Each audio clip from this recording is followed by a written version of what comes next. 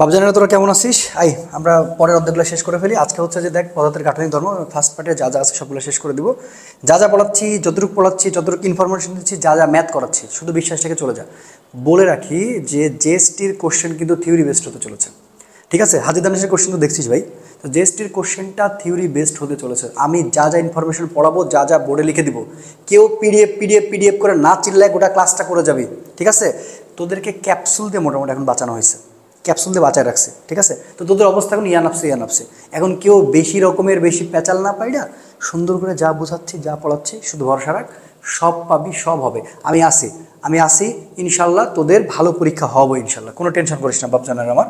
আচ্ছা, তো দেখ পদার্থের গাঠনিক ধর্মতে আসলে কী কী পড়া লাগবে। দেখ এখানে আমি আগে অধ্যায়টা ভাগ করে দিয়েছি, এবং ভাগ করে দেওয়ার পর এখানে দেখছি যে এখান থেকে কি সবচেয়ে বেশি কোশ্চেন হয়েছে। এখান থেকে কোশ্চেনের প্যাটার্নটা আছে, এখান থেকে হ্যাঁ ম্যাথ কিন্তু হয়, এখান থেকে ম্যাথ কিন্তু আসে, ঠিক আছে? যে ম্যাথ দেখ আমি টিক মার্ক মারছি, ম্যাথ যেমন আসে রে বাবা, তেমন হচ্ছে তোর থিওরি কিন্তু আসে, সূত্র সমীকরণও চলে আসবে, মাত্রা একক এবং অনুপাতের ম্যাথ। তো অনুপাতের ম্যাথটা এখান থেকে কম আসার সম্ভাবনা বেশি, এখান থেকে আসলে ম্যাথ আসার সম্ভাবনা যদি আসে সেটা হচ্ছে ইয়ংয়ের গুণাঙ্ক থেকে আসবে, যদি আসে। আর না আসলে তো থিওরি আসতেছে কনফার্ম। এবার কী কী পড়বো আমরা? স্থিতিস্থাপকতা সম্পর্কিত তথ্যাবলী, প্রবাহী পদার্থের ধারণা, পৃষ্ঠটান সম্পর্কিত তথ্যাবলী, সান্দ্রতার ধারণা, এরপর হচ্ছে স্পর্শকোণ এবং হচ্ছে কৌশিকতা। সো এইগুলা পড়লেই জাস্ট ইনাফ, আর তেমন কিছু পড়তে হবে না। তো চল বাবা, আমি তোদের সুন্দর করে দেখাচ্ছি যা যা পড়া লাগবে। এখন শুধু ক্লাসটা শুরু করে দিই, ওকে? তাহলে আমি এবার ক্লাসে চলে যাই। খুবই কম ছিল, তো শর্ট সিলেবাসের কথা বললে অনেক কম পড়ানো লাগবে, কিন্তু আমি তারপর যতটুকু যা পড়া লাগবে আমি তোদের ভাই পড়াই দিচ্ছি, খালি মনোযোগ দিয়ে দেখ। প্রথমে যে টপিকটা পড়বো সে প্রথমে টপিকটা হচ্ছে স্থিতিস্থাপকতা, ঠিক আছে? কি বললাম ভাইয়া? স্থিতিস্থাপকতা সম্পর্কিত রাশিমালা, স্থিতিস্থাপকতা, ওকে? তখন স্থিতিস্থাপকতা সম্পর্কিত যদি রাশিমালা আমরা দেখি, তাহলে এখান থেকে আসলে কি কি আসতে পারে একটু ছোট্ট করে তো ধারণা নিয়ে নে। এখন অনেকে বলতে পারে, দেখলাম কালকে কয়েকজন কমেন্ট করছে, এই সময় এত বড় ক্লাস, এই ক্লাসগুলো করার সময় আছে? হ্যাঁ বাবার সময় আছে, তোর চান্স হয় নাই। তো যা যা বলতেছি মনে করো যদি কিচ্ছু জানিস না সেভাবে পড়, কোনো সমস্যা আছে নাকি? আমি যদি কষ্ট করে ক্লাস নিতে পারি তোরা পড়তে পারবি না? আচ্ছা, তাহলে পদার্থের গাঠনিক ধর্ম, স্থিতিস্থাপকতা সম্পর্কিত রাশিমালা, এখানে কি কি আমরা জানবো? প্রথমে বাবা জাস্ট কয়েকটা উদাহরণ। প্রথমে আমরা যেটা দেখবো সেটা হচ্ছে যে পূর্ণ দৃঢ় বস্তু, ঠিক আছে? পূর্ণ দৃঢ় বস্তু, ওকে? পূর্ণ দৃঢ় বস্তু। আচ্ছা, পূর্ণ দৃঢ় বস্তু মানে কি বলতো বাবা? পূর্ণ দৃঢ় বস্তু মানে হচ্ছে যে যার, ঠিক আছে, বিকৃতি ঘটবে না, যার বিকৃতি ঘটবে না, কথাটা বোঝ। অর্থাৎ তোর এমন কোনো একটা বস্তু আছে যাকে তুই হচ্ছে যে ভেঙে ফেলতেছিস সরাসরি, কিন্তু কোনো রকমের কোনো বিকৃতি ঘটছে না, তাকে আমরা বলছি পূর্ণ দৃঢ় বস্তু। এখন বাবা এটার কী লাগবে তোর? এটা লাগবে তোর হচ্ছে এক্সাম্পল। আচ্ছা, সেটা কী কী হতে পারে? যেমন হতে পারে কাঁচ, ঠিক আছে? কাঁচ হতে পারে, এরপর হতে পারে গ্রাফাইট। তো এই জিনিসগুলো তোকে সুন্দর করে মাথায় রাখা লাগবে। আচ্ছা, পূর্ণ দৃঢ় বস্তু যখন শিখলি ভাই, এবার তুই যেটা শিখবি সেটা হচ্ছে তোর নমনীয় বা প্লাস্টিক বস্তু, নমনীয় বা প্লাস্টিক বস্তু। আচ্ছা, তো নমনীয় বা প্লাস্টিক বস্তুর যে ব্যাপারটা সেইটা কি? আচ্ছা, এই নমনীয় বা প্লাস্টিকের ব্যাপারটা হচ্ছে যেটা তুই বল প্রয়োগ করেছিস ভাইয়া, বিকৃতি হয়ে যাচ্ছে, কিন্তু বিকৃতি হওয়ার পরে সেটা পূর্বের অবস্থায় ফেরত আসতে পারবে না। তাহলে এখন আমরা এখানে লিখবো যে বিকৃতি ঘটবে, ঠিক আছে? কিন্তু পূর্বের অবস্থানে ফেরত আসবে না, পূর্বের অবস্থানে ফেরত আসবে না, কথাটা বোঝ। তাহলে এগুলো আসলে কি? দেখ, বিকৃতি ভাই ঘটবে, বিকৃতি কিন্তু ঘটতেছে, হ্যাঁ, কিন্তু পূর্বের অবস্থানে কিন্তু কোনোভাবে ফেরত আসবে না। তাহলে আমরা কি বুঝবো? এটারও আমাদের এক্সাম্পল লাগবে। সো এটার উদাহরণটা হচ্ছে কি জানিস ভাইয়া? উদাহরণটা হচ্ছে পুডিং, ঠিক আছে? ঠিক আছে? তারপর হচ্ছে প্লাস্টিক পুডিং। তুই যদি কারোর মুখে একটা কেক মারিস, তাহলে সেই কেকটা কি আর কখনো মানে তুই করতে পারবি, আগের অবস্থায় নিয়ে আসতে পারবি? কখনোই না। তাহলে নমনীয় বস্তু হচ্ছে কি ভাইয়া? যে বিকৃতি ঘটবে কিন্তু পূর্বের অবস্থানে ফেরত আসবে না। তো উদাহরণ হচ্ছে পুডিং এবং হচ্ছে প্লাস্টিক। হচ্ছে পূর্ণ স্থিতিস্থাপক বস্তু। হ্যাঁ, আমি যেগুলো বলে দিচ্ছি জাস্ট সেগুলোই দেখলে হবে। পূর্ণ স্থিতিস্থাপক বস্তু। তো পূর্ণ স্থিতিস্থাপক বস্তুটা কি বাবা? ধর তুই একটা বস্তুকে বল প্রয়োগ করেছিস, সেটা বিকৃতি হয়েছে বা সেটা অপসারণ হয়েছে, দেন সেটা আবার আগের অবস্থায় ফেরত আসে। তাহলে আমরা কি বলবো? যে এটা সহজে একটা ট্যাগ দিব, সেটা হচ্ছে আগের অবস্থায় ফেরত আসবে, আগের অবস্থায় ফেরত আসবে, ফেরত আসতে পারে বা আসবে, ঠিক আছে, আগের অবস্থায় যদি ফেরত আসতে তাহলে তাকে আমরা পূর্ণ স্থিতিস্থাপক বস্তু বলবো। যেমন উদাহরণ কি, উদাহরণ হচ্ছে রাবার। রাবারকে আমরা মোটামুটি বলতে পারি যে এটা হচ্ছে পূর্বের অবস্থায় ফেরত আসতে পারে, তারপরে স্প্রিংকেও বলতে পারি, তবে রাবারের উদাহরণটা সবচেয়ে বেশি আসে। তাহলে বাবা দেখ, যে প্রথমে দেখলাম হচ্ছে পূর্ণ দৃঢ় বস্তু, এরপর হচ্ছে নমনীয় বা প্লাস্টিক বস্তু, এরপরে পূর্ণ স্থিতিস্থাপক বস্তু। এই জিনিসগুলো সুন্দর করে একবার করে দেখে নিবা। আচ্ছা, এবার আসো সবচেয়ে গুরুত্বপূর্ণ যে বিষয়টা সেটা আমাদের জানা লাগবে, সেটা হচ্ছে একটা হচ্ছে অসহবল। ঠিক আছে, আচ্ছা অসহবলটাকে আমি একটু বাবা তোদের ক্লিয়ার করি, যে বলের যে সর্বনিম্ন প্রয়োগে, কি বললাম, বলের যে সর্বনিম্ন প্রয়োগে, বলের যে সর্বনিম্ন প্রয়োগে কোনো বস্তু যখন ছিঁড়ে যায়, বলের যে সর্বনিম্ন প্রয়োগে কোনো বস্তু যদি ছিঁড়ে যায়, কোনো বস্তু যদি ছিঁড়ে যায়, ঠিক আছে, তাকে অসহবল বলে, তাকে অসহবল বলে। বাবা দেখ, ধর এখানে তোর একটা স্প্রিং আছে, ঠিক আছে, তো এই স্প্রিংটাকে না তুই 10 নিউটন বল দ্বারা বাবা টানছিস, 10 নিউটন বল দ্বারা টানার পরে এই পর্যন্ত গেছে। আচ্ছা, এবার তুই আরও টানছিস, এবার তুই মোটামুটি টানছিস ভাই মনে কর 15 নিউটন বলে। যখন তুই 15 নিউটন বলে টেনেছিস তখন কিন্তু এই বস্তুটা যায় আবার আসতে পারছে না, তার মানে সে তার সীমাটাকে লঙ্ঘন করেছে। এখন আগের অবস্থায় সে ফিরছেও না, আবার ছিঁড়ে যাচ্ছে না, কিন্তু যেই বাবা তুই 16 নিউটন বল প্রয়োগ করেছিস তখন বস্তুটা ছিঁড়ে গেছে। এখন 20 নিউটন বল দিলে বস্তু কিন্তু ছিঁড়ে যাবে, তাহলে তোর দরকার কি, সর্বনিম্ন। তাহলে এখানে সর্বনিম্ন কোনটা ভাইয়া, 16 নিউটন। তার মানে এখানে হচ্ছে অসহবলটা হচ্ছে 16 নিউটন, অসহবলটা হচ্ছে 16 নিউটন। এবার আস ভাইবা পীড়ন। আচ্ছা, পীড়নটা কি বাবা, পীড়নটা হচ্ছে সহজ কথায় বলি, পীড়ন মানে হচ্ছে F/A। তুই যেটা চাপ পড়ছিস পীড়নটা একই, পার্থক্যটা হচ্ছে পীড়নে হচ্ছে বিকৃতি ঘটবেই। ঠিক আছে, পীড়নে কি বিকৃতি ঘটা লাগবে, বিকৃতি ঘটবেই। ওকে, আর চাপের পার্থক্যটা হচ্ছে, চাপ মানে হচ্ছে F/A, চাপ মানে হচ্ছে বিকৃতি ঘটতেও পারে নাও ঘটতে পারে, বিকৃতি ঘটতেও পারে, ঠিক আছে, আবার নাও পারে, তাহলে বিকৃতি ঘটতেও পারে আবার নাও পারে, চাপের ব্যাপারটা। কিন্তু পীড়ন হলে বিকৃতি ঘটবে। ঠিক আছে, এই কথাটা একটু প্লিজ মনে রাখিস। তাহলে এখন বাবা তুই দেখ পীড়নের এককটা কি, অবশ্যই মনে রাখা লাগবে। This is the most important ব্যাপার স্যাপার, যে একক হচ্ছে তোর নিউটন পার মিটার স্কয়ার বা প্যাসকেল, একই কথা। আচ্ছা, তাহলে এটার মাত্রাও সেমই হবে। ঠিক আছে, এখন পীড়নের এককটা আমরা জেনে গেলাম। তাহলে এখন যদি পীড়নটা জেনে যাই তাহলে এখন কিন্তু আমরা মোটামুটি কিন্তু এখানে অসহ বলটাও জানে গেছি। তাহলে এখন আমরা যদি বলি অসহ পীড়নটা কি, অসহ পীড়ন, তাহলে অসহ পীড়ন দেখ, পীড়নের সূত্র হচ্ছে কিন্তু আমার সেম F/A, ভালো করে বলছি F/A। কিন্তু এইখানে যে ব্যাপারটা হবে এইটা হবে অসহ বল, কি বললাম, অসহ বল বাই হচ্ছে ক্ষেত্রফল। ঠিক আছে, তাহলে এবার কাহিনীটা বোঝ বাবা, যে ক্ষেত্রফলের সাথে বলের কিন্তু পরিবর্তন না, এবার পরিবর্তন হচ্ছে অসহ বলের পরিবর্তন। মনে থাকবে কিসের পরিবর্তন, অসহ বলের পরিবর্তন। তাহলে অসহ পীড়ন হচ্ছে অসহ বল বাই ক্ষেত্রফল, তাহলে এটা গেল অসহ পীড়ন। ঠিক আছে, আশা করি মোটামুটি এগুলো কিন্তু বোঝা হয়ে গেছে। তাহলে এখন আয় বাবা, পীড়ন যখন পড়ে ফেলছি তখন তোকে বাবা এবার বিকৃতি পড়া লাগবে। আমি যা পড়াচ্ছি এগুলো খুব সুন্দর করে ক্লাসটা একবার রিভাইজ দিয়ে দে।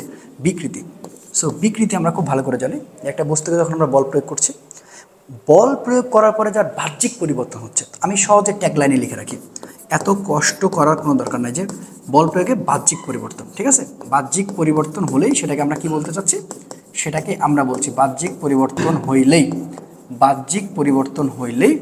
তাকে আমরা কি বলতেছি, তাকে আমরা বলছি হচ্ছে বিকৃতি। বোঝা গেছে? এবারে বাবা বিকৃতি কিন্তু আবার তোর হচ্ছে বাবা 3 প্রকার। বিকৃতি কত প্রকার বাবা, বিকৃতি হচ্ছে তোর 3 প্রকার। আচ্ছা, তো বিকৃতি যদি 3 প্রকার হয় তাহলে তোর পীড়নও কিন্তু বাবা 3 প্রকার, এটা প্লিজ মনে রাখবি। পীড়নও কয় প্রকার, 3 প্রকার। এই যে দেখ 3 প্রকার। আচ্ছা, বিকৃতি হচ্ছে তোর 3 প্রকার, এগুলো কিন্তু চলে আসতে পারে। ঠিক আছে, এবারে দৈর্ঘ্য বিকৃতি, ঠিক আছে, আরেকটা হচ্ছে আয়তন বিকৃতি। ওকে, আয়তন বিকৃতি, এবং আরেকটা হচ্ছে কি কৃন্তন বিকৃতি, এখন এই কৃন্তন বিকৃতির বেশ কয়েকটা নাম আছে, কৃন্তন বিকৃতি, মোচড় বিকৃতি। ঠিক আছে, এই জিনিসগুলো মাথায় রাখা লাগবে। আচ্ছা, এবারে ভাই পীড়ন কিন্তু আবার 3টা, পীড়ন আবার 3টা কি কি, একটা হচ্ছে দৈর্ঘ্য পীড়ন, একটা হচ্ছে দৈর্ঘ্য পীড়ন, ঠিক আছে, এবং একটা হচ্ছে আয়তন পীড়ন, কথাটা বোঝ, একটা দৈর্ঘ্য পীড়ন, একটা হচ্ছে আয়তন পীড়ন, এবং আরেকটা হচ্ছে কি কৃন্তন পীড়ন। কৃন্তনে কয়েকটা নাম আছে, আমি বলে দিচ্ছি, কোনো সমস্যা নাই, ঠিক আছে। এখন আয় বাবা, যে পীড়ন 3 প্রকার, বিকৃতি 3 প্রকার, ঠিক আছে। এই যে পীড়ন আর বিকৃতি যদি আমরা মিক্সড করি তাহলে কিন্তু আমরা এখন গুণাঙ্ক পাবো, এবং গুণাঙ্ক হচ্ছে তোর ভাইয়া 3টা। গুণাঙ্ক কয়টা? গুণাঙ্ক হচ্ছে ভাইয়া তোর 3টা। তাহলে পীড়ন হচ্ছে 3টা, বিকৃতি হচ্ছে গিয়ে 3টা। বাবারা খুব ভালো করে একটু বোঝ। তাহলে এখন এই যে বিকৃতি 3টা এবং পীড়ন 3টা, এগুলো আমরা কোথায় কাজে লাগাবো? এখানে আমরা কাজে লাগাবো হচ্ছে গুণাঙ্ক বের করার ক্ষেত্রে, যেটা রবার্ট হুকের সূত্র। সেই সূত্রটা কি বাবা? সেই সূত্রটা হচ্ছে পীড়ন, ঠিক আছে, পীড়ন প্রপোর্শনাল বিকৃতি। পীড়ন প্রপোর্শনাল বিকৃতি, ঠিক আছে। তাহলে পীড়ন প্রপোর্শনাল বিকৃতি মানে কি? পীড়ন, তাহলে পীড়ন প্রপোর্শনাল বিকৃতি। এখন এই যে এটাকে দেখ যে কি করতে পারি, পরের অবস্থায় কিন্তু ভাগ করতে পারি, ঠিক আছে। পীড়ন বাই হচ্ছে বিকৃতি, ঠিক আছে। এবার এইটাকে উঠাই দেবো, এটাকে উঠাই দিলে একটা ধ্রুবক আসবে, সেই ধ্রুবককে আমরা কে বললাম? এই ধ্রুবকের অরিজিনাল নাম হচ্ছে গুণাঙ্ক। এই কি বললাম? গুণাঙ্ক। আচ্ছা, তোদের আরেকটা কথা বলে দিতে ভুলে গেছি, সেটা হচ্ছে সংনম্যতা কিন্তু তোদের আসতে পারে। এটা মনে রাখবি যে সংনম্যতা মানে হচ্ছে 1/k। আচ্ছা, কে মানে কি জানিস তো? কে মানে হচ্ছে আয়তন গুণাঙ্ক। আয়তন গুণাঙ্ক। আচ্ছা, একটা একটা করে বোঝাই, তাহলে এমনিতেই বুঝে যাবি। সো আমি এখানে তোর যে ইনফরমেশনগুলো দিব খুব সুন্দর করে কিন্তু নোট করতে হবে। তাহলে পীড়ন আর বিকৃতি যে ধ্রুবকটা আসছে, ধ্রুবকটা হচ্ছে গুণাঙ্ক। সো গুণাঙ্ক আবার ভাইয়া 3টা। এই গুণাঙ্ক কয়টা? 3টা। নাম্বার ওয়ান এবং হচ্ছে নাম্বার 2, নাম্বার 3। এই গুণাঙ্ক যত 3টা একই সিস্টেমে, পীড়ন আর বিকৃতি সম্পর্ক থেকে আমার গুণাঙ্ক আসবে 3টা। প্রথম গুণাঙ্কের নাম হচ্ছে স্থিতিস্থাপক গুণাঙ্ক বা ইয়ংয়ের গুণাঙ্ক। স্থিতিস্থাপক গুণাঙ্ক, স্থিতিস্থাপক গুণাঙ্ক, বা এটার নাম কিন্তু আরও আছে দৈর্ঘ্য গুণাঙ্ক। দৈর্ঘ্য গুণাঙ্ক বা আরও একটা নাম আছে রে বাবা, সেটা হচ্ছে ইয়ং মডুলাসের গুণাঙ্ক, অর্থাৎ ইয়ং এর গুণাঙ্ক। ইয়ং এর গুণাঙ্ক, ঠিক আছে। এই যে জিনিসটা একটু ভালো করে বোঝ। ওকে, এবার তারপরেটা হচ্ছে আয়তন গুণাঙ্ক। আয়তন গুণাঙ্ক, আয়তন গুণাঙ্ক। আরেকটা হচ্ছে আয়তন গুণাঙ্ক, বুঝা গেছে? আচ্ছা, এবং লাস্টে যেটা আছে সেটা হচ্ছে দৃঢ়তার গুণাঙ্ক। দৃঢ়তার বা ব্যবর্তন, বা মোচড় গুণাঙ্ক। সো এই যে ব্যাপারটা, ঠিক আছে, দৃঢ়তার, ব্যবর্তন, মোচড়, এগুলো সবই একটা সবই গুণাঙ্ক। এখন এই গুণাঙ্কগুলোকে আমরা সুন্দর করে করে ব্যাপারটা বোঝার চেষ্টা করি। আচ্ছা, ইয়ংয়ের গুণাঙ্ককে প্রকাশ করা হয় ওয়াই দ্বারা, আয়তন গুণাঙ্ককে প্রকাশ করা হয় কে বা বি দ্বারা, ঠিক আছে। দৃঢ়তার গুণাঙ্ককে প্রকাশ করা হয় এন বা জি দ্বারা। আচ্ছা বাবা দেখ, এই বিজ্ঞানীর নাম হচ্ছে ইয়ং মডুলাস। এগুলো ইনফরমেশন লাগবে রে বাবা। আচ্ছা, এই জন্য প্রকাশ করা হয় ওয়াই দ্বারা, ঠিক আছে। আচ্ছা, এবং এই বিজ্ঞানীর নাম হচ্ছে কি? এই বিজ্ঞানী আয়তন গুণাঙ্ক বিজ্ঞানীর নাম হচ্ছে বাল্ক। কি বললাম? বাল্ক। ওকে, তো বাল্ক যদি হয় তাহলে একাই প্রকাশ করা হবে কে বা বি দ্বারা। এবং এই যে লাস্টেরটা, এই বিজ্ঞানীর নাম হচ্ছে শেয়ার। এটা আবার ফেসবুকের শেয়ার মনে করিস না। আর প্রকাশ করা হয় ছোট হাতের এন বা বড় হাতের জি, এবং প্রত্যেকজনের এককটা কিন্তু সেম। তবে বলে রাখি বাবা, এখানে একটা সংখ্যাগত মান তোর চলে আসতে পারে। সেই সংখ্যাগত মানটা হচ্ছে ইয়ংয়ের গুণাঙ্ক। ইয়ংয়ের গুণাঙ্কের মান কত? তাহলে সংখ্যাগত মান সেটা হচ্ছে ওয়াই মান হচ্ছে 2 গুণ 10⁻11 নিউটন পার মিটার স্কয়ার। এইটা হচ্ছে কি আমাদের সুন্দর করে মাথায় রাখতে হবে। এই হলো বিষয়। এই তো দেখো, তাহলে সংখ্যাগত মান, এটা হচ্ছে ইয়ং গুণাঙ্কের সংখ্যাগত মান। সো এই মানটা কোনোভাবে ভোলা যাবে না। তাহলে এখন আমরা এখানে দেখতে পাচ্ছি এখানে গুণাঙ্ক কটা বাবা? গুণাঙ্ক তোর হচ্ছে একটা, ঠিক আছে। গুণাঙ্ক হচ্ছে তোর একটা, এরপর হচ্ছে দুইটা, এরপর হচ্ছে তিনটা। তাহলে এই যে 3টা গুণাঙ্কের জন্য এখন আমরা স্পেসিফিক আলাদা করে আমরা এখন শেখার চেষ্টা করবো ইনশাল্লাহ। তাহলে আমরা প্রথমে শিখতে চাই, আমি এখন যে সূত্রগুলো তো লিখে দিচ্ছি, এটা মনে রাখবি, তোদের গোছানো পড়া টাইপ বাবারা, বুঝতে পারছিস? আচ্ছা, টাইপ সূত্র সমীকরণ। এখন এই যে টাইপ সূত্র সমীকরণে এখানে কিন্তু এখান থেকে প্রশ্ন চলে আসবে, রাবিতে কিন্তু আসছে, তার মানে তোদের কিন্তু আসার সম্ভাবনা অনেক বেশি আছে। শুধু আমি তোদেরকে যে পিডিএফটা সেল করছি, যে তোরা 50 টাকাতে যে পিডিএফটা আমার কিনছি, শুধু পিডিএফ দেখিস না, পিডিএফটা ভালো করে দেখ, এবং সাথে সাথে আমি যে গাইডলাইনগুলো দিচ্ছি একদম ফলো কর। আমি কালকের মধ্যে একদম সব মোটামুটি একদম মানে শেষ করে দেবো ইনশাল্লাহ। তাহলে টাইপ সূত্র সমীকরণ। ওকে, তাহলে টাইপ সূত্র সমীকরণের মধ্যে ভাই যে জিনিসটা পড়বে একটু ভালো করে বোঝার চেষ্টা কর। যে প্রথমটা নাম্বার ওয়ানটা আমরা দেখবো হচ্ছে ইয়ংয়ের গুণাঙ্ক। ইয়ংয়ের গুণাঙ্কের জন্য তাহলে ইয়ং এর গুণাঙ্কটা কোথায় থেকে কিভাবে আসলো? Okay fine. তাহলে আমরা দেখছি পীড়ন আর বিকৃতির সম্পর্ক সমানুপাতিক। তাহলে আমরা এত কথা বলতে যাব না, আমরা একটু এখান থেকে ছোট্ট করে একটা রোড ম্যাপ দেখাবো যে পীড়ন প্রপোর্শনাল হচ্ছে বিকৃতি, ঠিক আছে। পীড়ন প্রপোর্শনাল হচ্ছে বিকৃতি, পীড়নের সাথে বিকৃতি সম্পর্ক হচ্ছে সমানুপাতিক। দ্যাটস ওয়াই আমরা এখানে বলবো, এখানে আমরা খুব ভালো করে বলবো যে বিষয়টা এরকম যে পীড়ন বাই হচ্ছে বিকৃতি।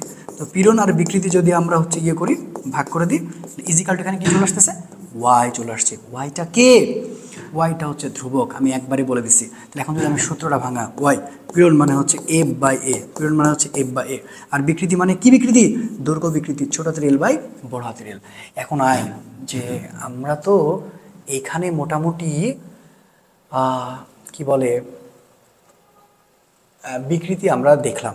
বিকৃতি কিন্তু দেখ বাবা 3 প্রকার। তো আমি তোদের এখানে একটু একটা জিনিস ছোট্ট করে ক্লিয়ার করি না, সেটা একটু ক্লিয়ার করে দিই যে দেখ দৈর্ঘ্য বিকৃতিটা তোর মাথায় রাখা লাগবে। হ্যাঁ, দৈর্ঘ্য বিকৃতি মানে তুই সহজে মনে রাখবি, এত ঝামেলায় বাবা যাবি না। দৈর্ঘ্য বিকৃতি মানে হচ্ছে ছোট হাতের এল বাই বড় হাতের এল। এই যে ছোট হাতের এল মানে হচ্ছে পরিবর্তিত, কি বললাম বাবা, পরিবর্তিত দৈর্ঘ্য, পরিবর্তিত দৈর্ঘ্য, ঠিক আছে। আর বড় হাতের এল মানে হচ্ছে আদি দৈর্ঘ্য, আদি দৈর্ঘ্য, ঠিক আছে। কি বললাম, আদি দৈর্ঘ্য। আচ্ছা, দৈর্ঘ্য বিকৃতি গেল। এবার তুই হচ্ছে যে আয়তন বিকৃতি। ওকে, তাহলে আয়তন বিকৃতি, আয়তন বিকৃতি। আয়তন বিকৃতির ব্যাপারটা কি, আয়তন বিকৃতির ব্যাপারটা হচ্ছে ছোট হাতের ভি ভাগ বড় হাতের ভি। তো ছোট হাতের ভি মানে হচ্ছে কি, পরিবর্তিত আয়তন, পরিবর্তিত আয়তন, পরিবর্তিত আয়তন, পরিবর্তিত একটা আয়তন মাথায় রাখতে হবে। এবং ছোট হাতের ভি মানে হচ্ছে আদি আয়তন, এটা হচ্ছে কি আদি আয়তন, ঠিক আছে। এই জিনিসটা আমাদের মাথায় রাখতে হবে।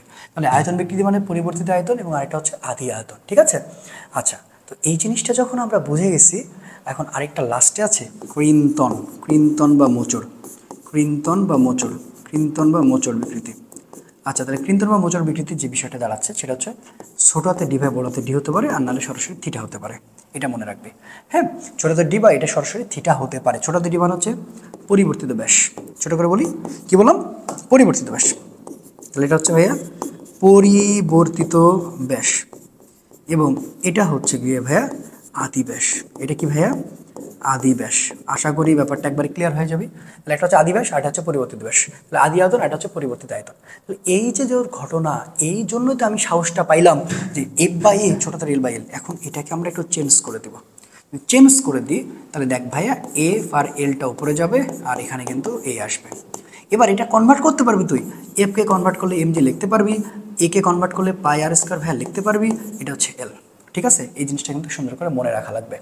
আবার এই মানে কিন্তু এখানে দৈর্ঘ্যগুণ প্রস্থ হতে পারে, তার মানে এম জি এল, এবং এ মানে হচ্ছে এল বি। এল বি মানে কি, দৈর্ঘ্যগুণ প্রস্থ। ক্ষেত্রফল মানে কি, এরিয়া মানে কি বল, ক্ষেত্রফল। ক্ষেত্রফল মানে কি, দৈর্ঘ্যগুণ প্রস্থ। সেটাও হতে পারে এই সেক্টরে। তাহলে এখানে ভাইয়া তুই এখন এই যে এই জিনিসটা পেয়ে গেলি, বুঝতে পারছিস।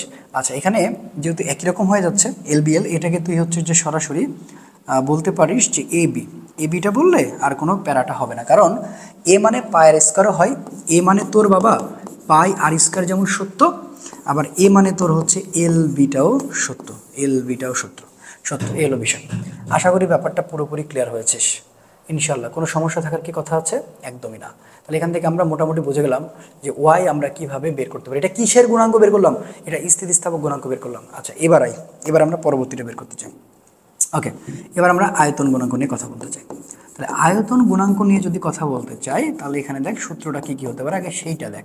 সূত্র না জানলে কি ভালো করে বুঝবি, কখনোই না। তাহলে আয়তন গুণাঙ্ক হচ্ছে কে, তাহলে কে মানে কি, সহজে পীড়ন বা বিকৃতি। তাহলে পীড়ন মানে এফ বাই এ, বিকৃতি মানে ছোট হাতের বিভাগ বড় হাতের ভি। এবার এটাকে চেঞ্জ করে দে, যদি চেঞ্জ করে দিস তাহলে ভাই একটু মানে বোঝার চেষ্টা কর যে আমরা এফ এবং ভিটা উপরে পাচ্ছি আর নিচে পাচ্ছি এ ভি। ওকে, আচ্ছা, এফকে ভাঙলা হয় এম জি, এটাকে হচ্ছে ভি, আর একে ভাঙলা হয় 4 পাই আর স্কয়ার। প্রশ্ন ভাইয়া 4 পাই স্কয়ার কেন, 4 পাই স্কয়ার এই জন্য, এটা কিন্তু গোলাকার। কারণ হচ্ছে আমরা এখানে কোন বিকৃতি করতেছি, আমরা এখানে আয়তন বিকৃতি করছি। আর আয়তন বিকৃতি যদি আমরা করতে চাই, তাহলে কিন্তু ভাইয়া এই যে দেখ, এটা হচ্ছে একটা বৃত্ত।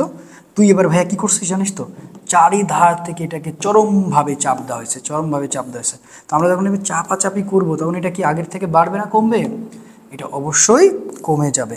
কমে যাওয়ার কারণে আমরা বলতেই পারি যে এটার একটা পরিবর্তন হয়েছে, এবং এটা কি গোলাকার।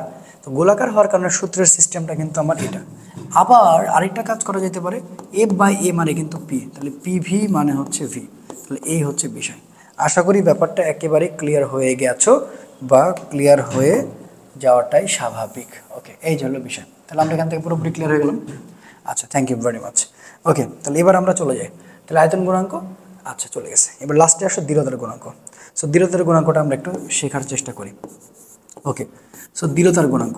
আচ্ছা, দৃঢ়তার গুণাঙ্ক হচ্ছে কি? দৃঢ়তার গুণাঙ্ক হচ্ছে কি আমাদের মাথায় রাখা মানে মাথায় রাখা লাগবে যে ছোট হাতের এন বা বড় হাতের জি। ওকে, পীড়ন, ঠিক আছে, পীড়ন, পীড়ন। আর এটা হচ্ছে বিকৃতি। কি বিকৃতি? ছোট হাতের ডি ভাগ বড় হাতের ডি হতে পারে, বা সরাসরি আমার এইটা হতে পারে যে ছোট হাতের এন মানে হচ্ছে পীড়ন মানে হচ্ছে এফ বাই এ, আর এটা হতে পারে থেটা, কারণ আমি আগেই বলছি যে এটা সরাসরি থেটা হতে পারে। সো এখন তুমি এটাকে কি করতে পারো, তুমি এটাকে এন মানে সুন্দর করে বলে দিতে পারো যে পীড়ন মানে হচ্ছে এফ বাই এ, আর এটা হচ্ছে ছোট হাতে ডি ভাগ বড় হাতে ডি। দ্যাটস ওয়াই এখন আমরা এটাকে উল্টে দিব, তাহলে এটা হচ্ছে এফ ডি আর এটা হচ্ছে এ ডি। এই যে দেখো, এটা কিন্তু মোটামুটি হয়ে গেল, এটা কিন্তু মোটামুটি হয়ে গেল, বুঝতে পারছো? এই যে দেখো, এটা কিন্তু হয়ে গেল। তাহলে এখান থেকে আমরা পুরোপুরি বুঝে গেলাম যে এন, এইটা মনে করুন, এটা এন, ছোট হাতের এন কিন্তু, হ্যাঁ, ছোট হাতের এন। তার মানে এখানে যখন আমরা একটু নিচের কোন সমীকরণটি সঠিক এই টাইপের কথাবার্তা কিন্তু বলতেই পারি। আমরা যদি বলি তাহলে কিন্তু হচ্ছে এন মানে হচ্ছে এখানে বলবো এফ বাই হচ্ছে এ থিটা। সো এটাও সরাসরি সূত্র হতে পারে। তো এই ছিল আমাদের বিভিন্ন গুণাঙ্কর অঙ্ক। এই বিভিন্ন গুণাঙ্কর অঙ্ক তোমাকে ভালো করে বুঝতে হবে বাবা। তাহলে এখানে মোট কয়টা পেলাম? মোট হচ্ছে মোট তিনটা। এই ইকুয়েশনগুলো দিয়ে তোমার ম্যাথ কিন্তু চলে আসবে। এই ইকুয়েশন আমরা একটু ছোট্ট করে কিছু গাণিতিক সমস্যাগুলো বোঝার চেষ্টা করি যে আসলে কেমন টাইপের প্রশ্ন হয়। সো তুমি লক্ষ্য রাখবা অবভিয়াসলি যে এখান থেকে তোমার কেমন টাইপের প্রশ্ন হবে। তারা তোমাকে এই টাইপের প্রশ্ন করতে পারে যে ইস্পাতের তারকে, ঠিক আছে, ইস্পাতের তারকে যদি, ঠিক আছে, যদি ভালো করে বুঝবা, যদি 10% বৃদ্ধি করা হয়, 10% কি করা হয়েছে? বৃদ্ধি করা হয়, ওকে, বৃদ্ধি করা হয়। আচ্ছা, তাহলে কত বল প্রয়োগ করা হয়েছিল? এরকম টাইপের অঙ্ক থাকবে, কত বল প্রয়োগ করা হয়েছিল। আচ্ছা, প্রয়োগ করা হয়েছিল, কত প্রয়োগ করা হয়েছিল। তাহলে ইস্পাতের তারকে যদি 10% বৃদ্ধি করা হয় তাহলে কত বল প্রয়োগ করা হচ্ছে, মানে এফটা জানতে চাওয়া হচ্ছে। তাহলে এখনই তোমাকে এখানে বোঝা লাগবে যে এখানে 10% মানে কি আদি দৈর্ঘ্য দেওয়া আছে, এটা বৃদ্ধি মানে পরিবর্তন অংশ, হ্যাঁ। তাহলে এখন তুমি চিন্তা করে দেখো যে 10%, তখন আমি বুঝে নিব যে এটা ছোট হাতের এল আর আছে আমার 100। এবার এটার অবশ্যই ক্ষেত্রফল থাকবে। তাহলে ক্ষেত্রফলটা থাকবে ঠিক এরকম করে অঙ্কগুলো দেওয়া থাকবে যে ক্ষেত্রফল থাকতে পারে তোমার হচ্ছে 1 মিটার স্কোয়ার বা 1 সেন্টিমিটার স্কোয়ার, হোয়াটসঅ্যাপার যেটা থাকুক না কেন, এটা দেওয়া আছে। তাহলে এখন তোমাকে ওয়াইয়ের মান তো বলা থাকবে 2 গুণ 10 তার উপরে 11 নিউটন পার মিটার স্কোয়ার। তাহলে এখন ভাই তুমি কোন সূত্রে অ্যাপ্লাই করো? ওয়াই সরাসরি এফ এল, এটা মানে হচ্ছে এল। তোমাকে কি বের করা লাগবে? তোমাকে বল বের করা লাগবে। তাহলে আড়াআড়ি গুণ করে দাও। সো আড়াআড়ি গুণ করে দিলে কি হবে? এফ এল মানে হচ্ছে ওয়াই এ এল, ঠিক আছে। এখান থেকে তুমি কি বের করতে চাও? তুমি এখান থেকে বের করতে চাও হচ্ছে এফ, এফ মানে হচ্ছে ওয়াই এ এল বাই হচ্ছে এল। এখন দেখো ছোট হাতের এল মানে কিন্তু 10, কারণ পার্সেন্ট তুমি 10ই ধরবা। বড় হাতের এল মানে কিন্তু ভাইয়া 100, ওকে। এর মানটা কিন্তু হচ্ছে তোমার 1, আর ওয়াইয়ের মানটা তো বুঝতে পারতেছো। ওয়াইয়ের মানটা হচ্ছে কত? ওয়াইয়ের মানটা হচ্ছে 2 গুণ 10⁻11 নিউটন পার মিটার স্কোয়ার। এবার জাস্ট মানটা বসে দিবা, আর এগুলো কিন্তু হাতে ক্যালকুলেশন করা যাবে, এটা কোনো ম্যাটারই না, ওকে। তাহলে এখন দেখো ওয়াইয়ের মান হচ্ছে 2 গুণ 10⁻11, ওকে ফাইন। এর মানটা হচ্ছে 1, এল এর মানটা হচ্ছে কত? এল এর মানটা কত রে ভাই? এল এর মানটা হচ্ছে 10, ঠিক আছে, নো প্রবলেম। আচ্ছা, এবার এখানে আসো, নিচে আছে হচ্ছে 100, ওকে। তাহলে এই টাকাটা, ওকে। 2 গুণ 10⁻11, তাহলে এটা 10 মানে তো 1, 10 মানে তো 1, তাহলে এটা কি আছে? প্লাস, উপরে গেলে কি হয়ে যাবে? উপরে গেলে কিন্তু মাইনাস হয়ে যাবে, কথা বুঝছো? উপরে গেলে কিন্তু মাইনাস হয়ে যাবে। তাহলে এখানে যদি আমরা 10-এর জন্য 1 ধরি তাহলে কিন্তু আমরা একটু চেঞ্জ করে দিতে পারি। ওয়েট, হ্যাঁ। তাহলে 2 গুণ 10, তাহলে এখানে 11, আর এখানে এই 10-এর জন্য আমি 1 ধরলাম, তাহলে এটা হচ্ছে যে তোমার প্লাস, উপরে গেলে হচ্ছে মাইনাস, ঠিক আছে, ওকে। দ্যাটস ওয়াই আমরা এখন বলতে পারি 10। এত নিউটন মিটার পার স্কোয়ার, না কি বলেছে? বল বের করতে বলেছে, রাইট? তাহলে এত নিউটন, ওকে ফাইন। এই যে তাহলে এত নিউটন অ্যান্সার।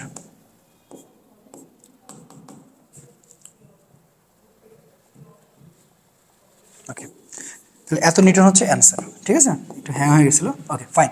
তাহলে এই টাইপের আসবে। এখন এখানে আর কি আসতে পারে? এখানে আরেকটা আসতে পারে হচ্ছে কি, দেখো যে তারের প্রসারণে কৃতকাজ।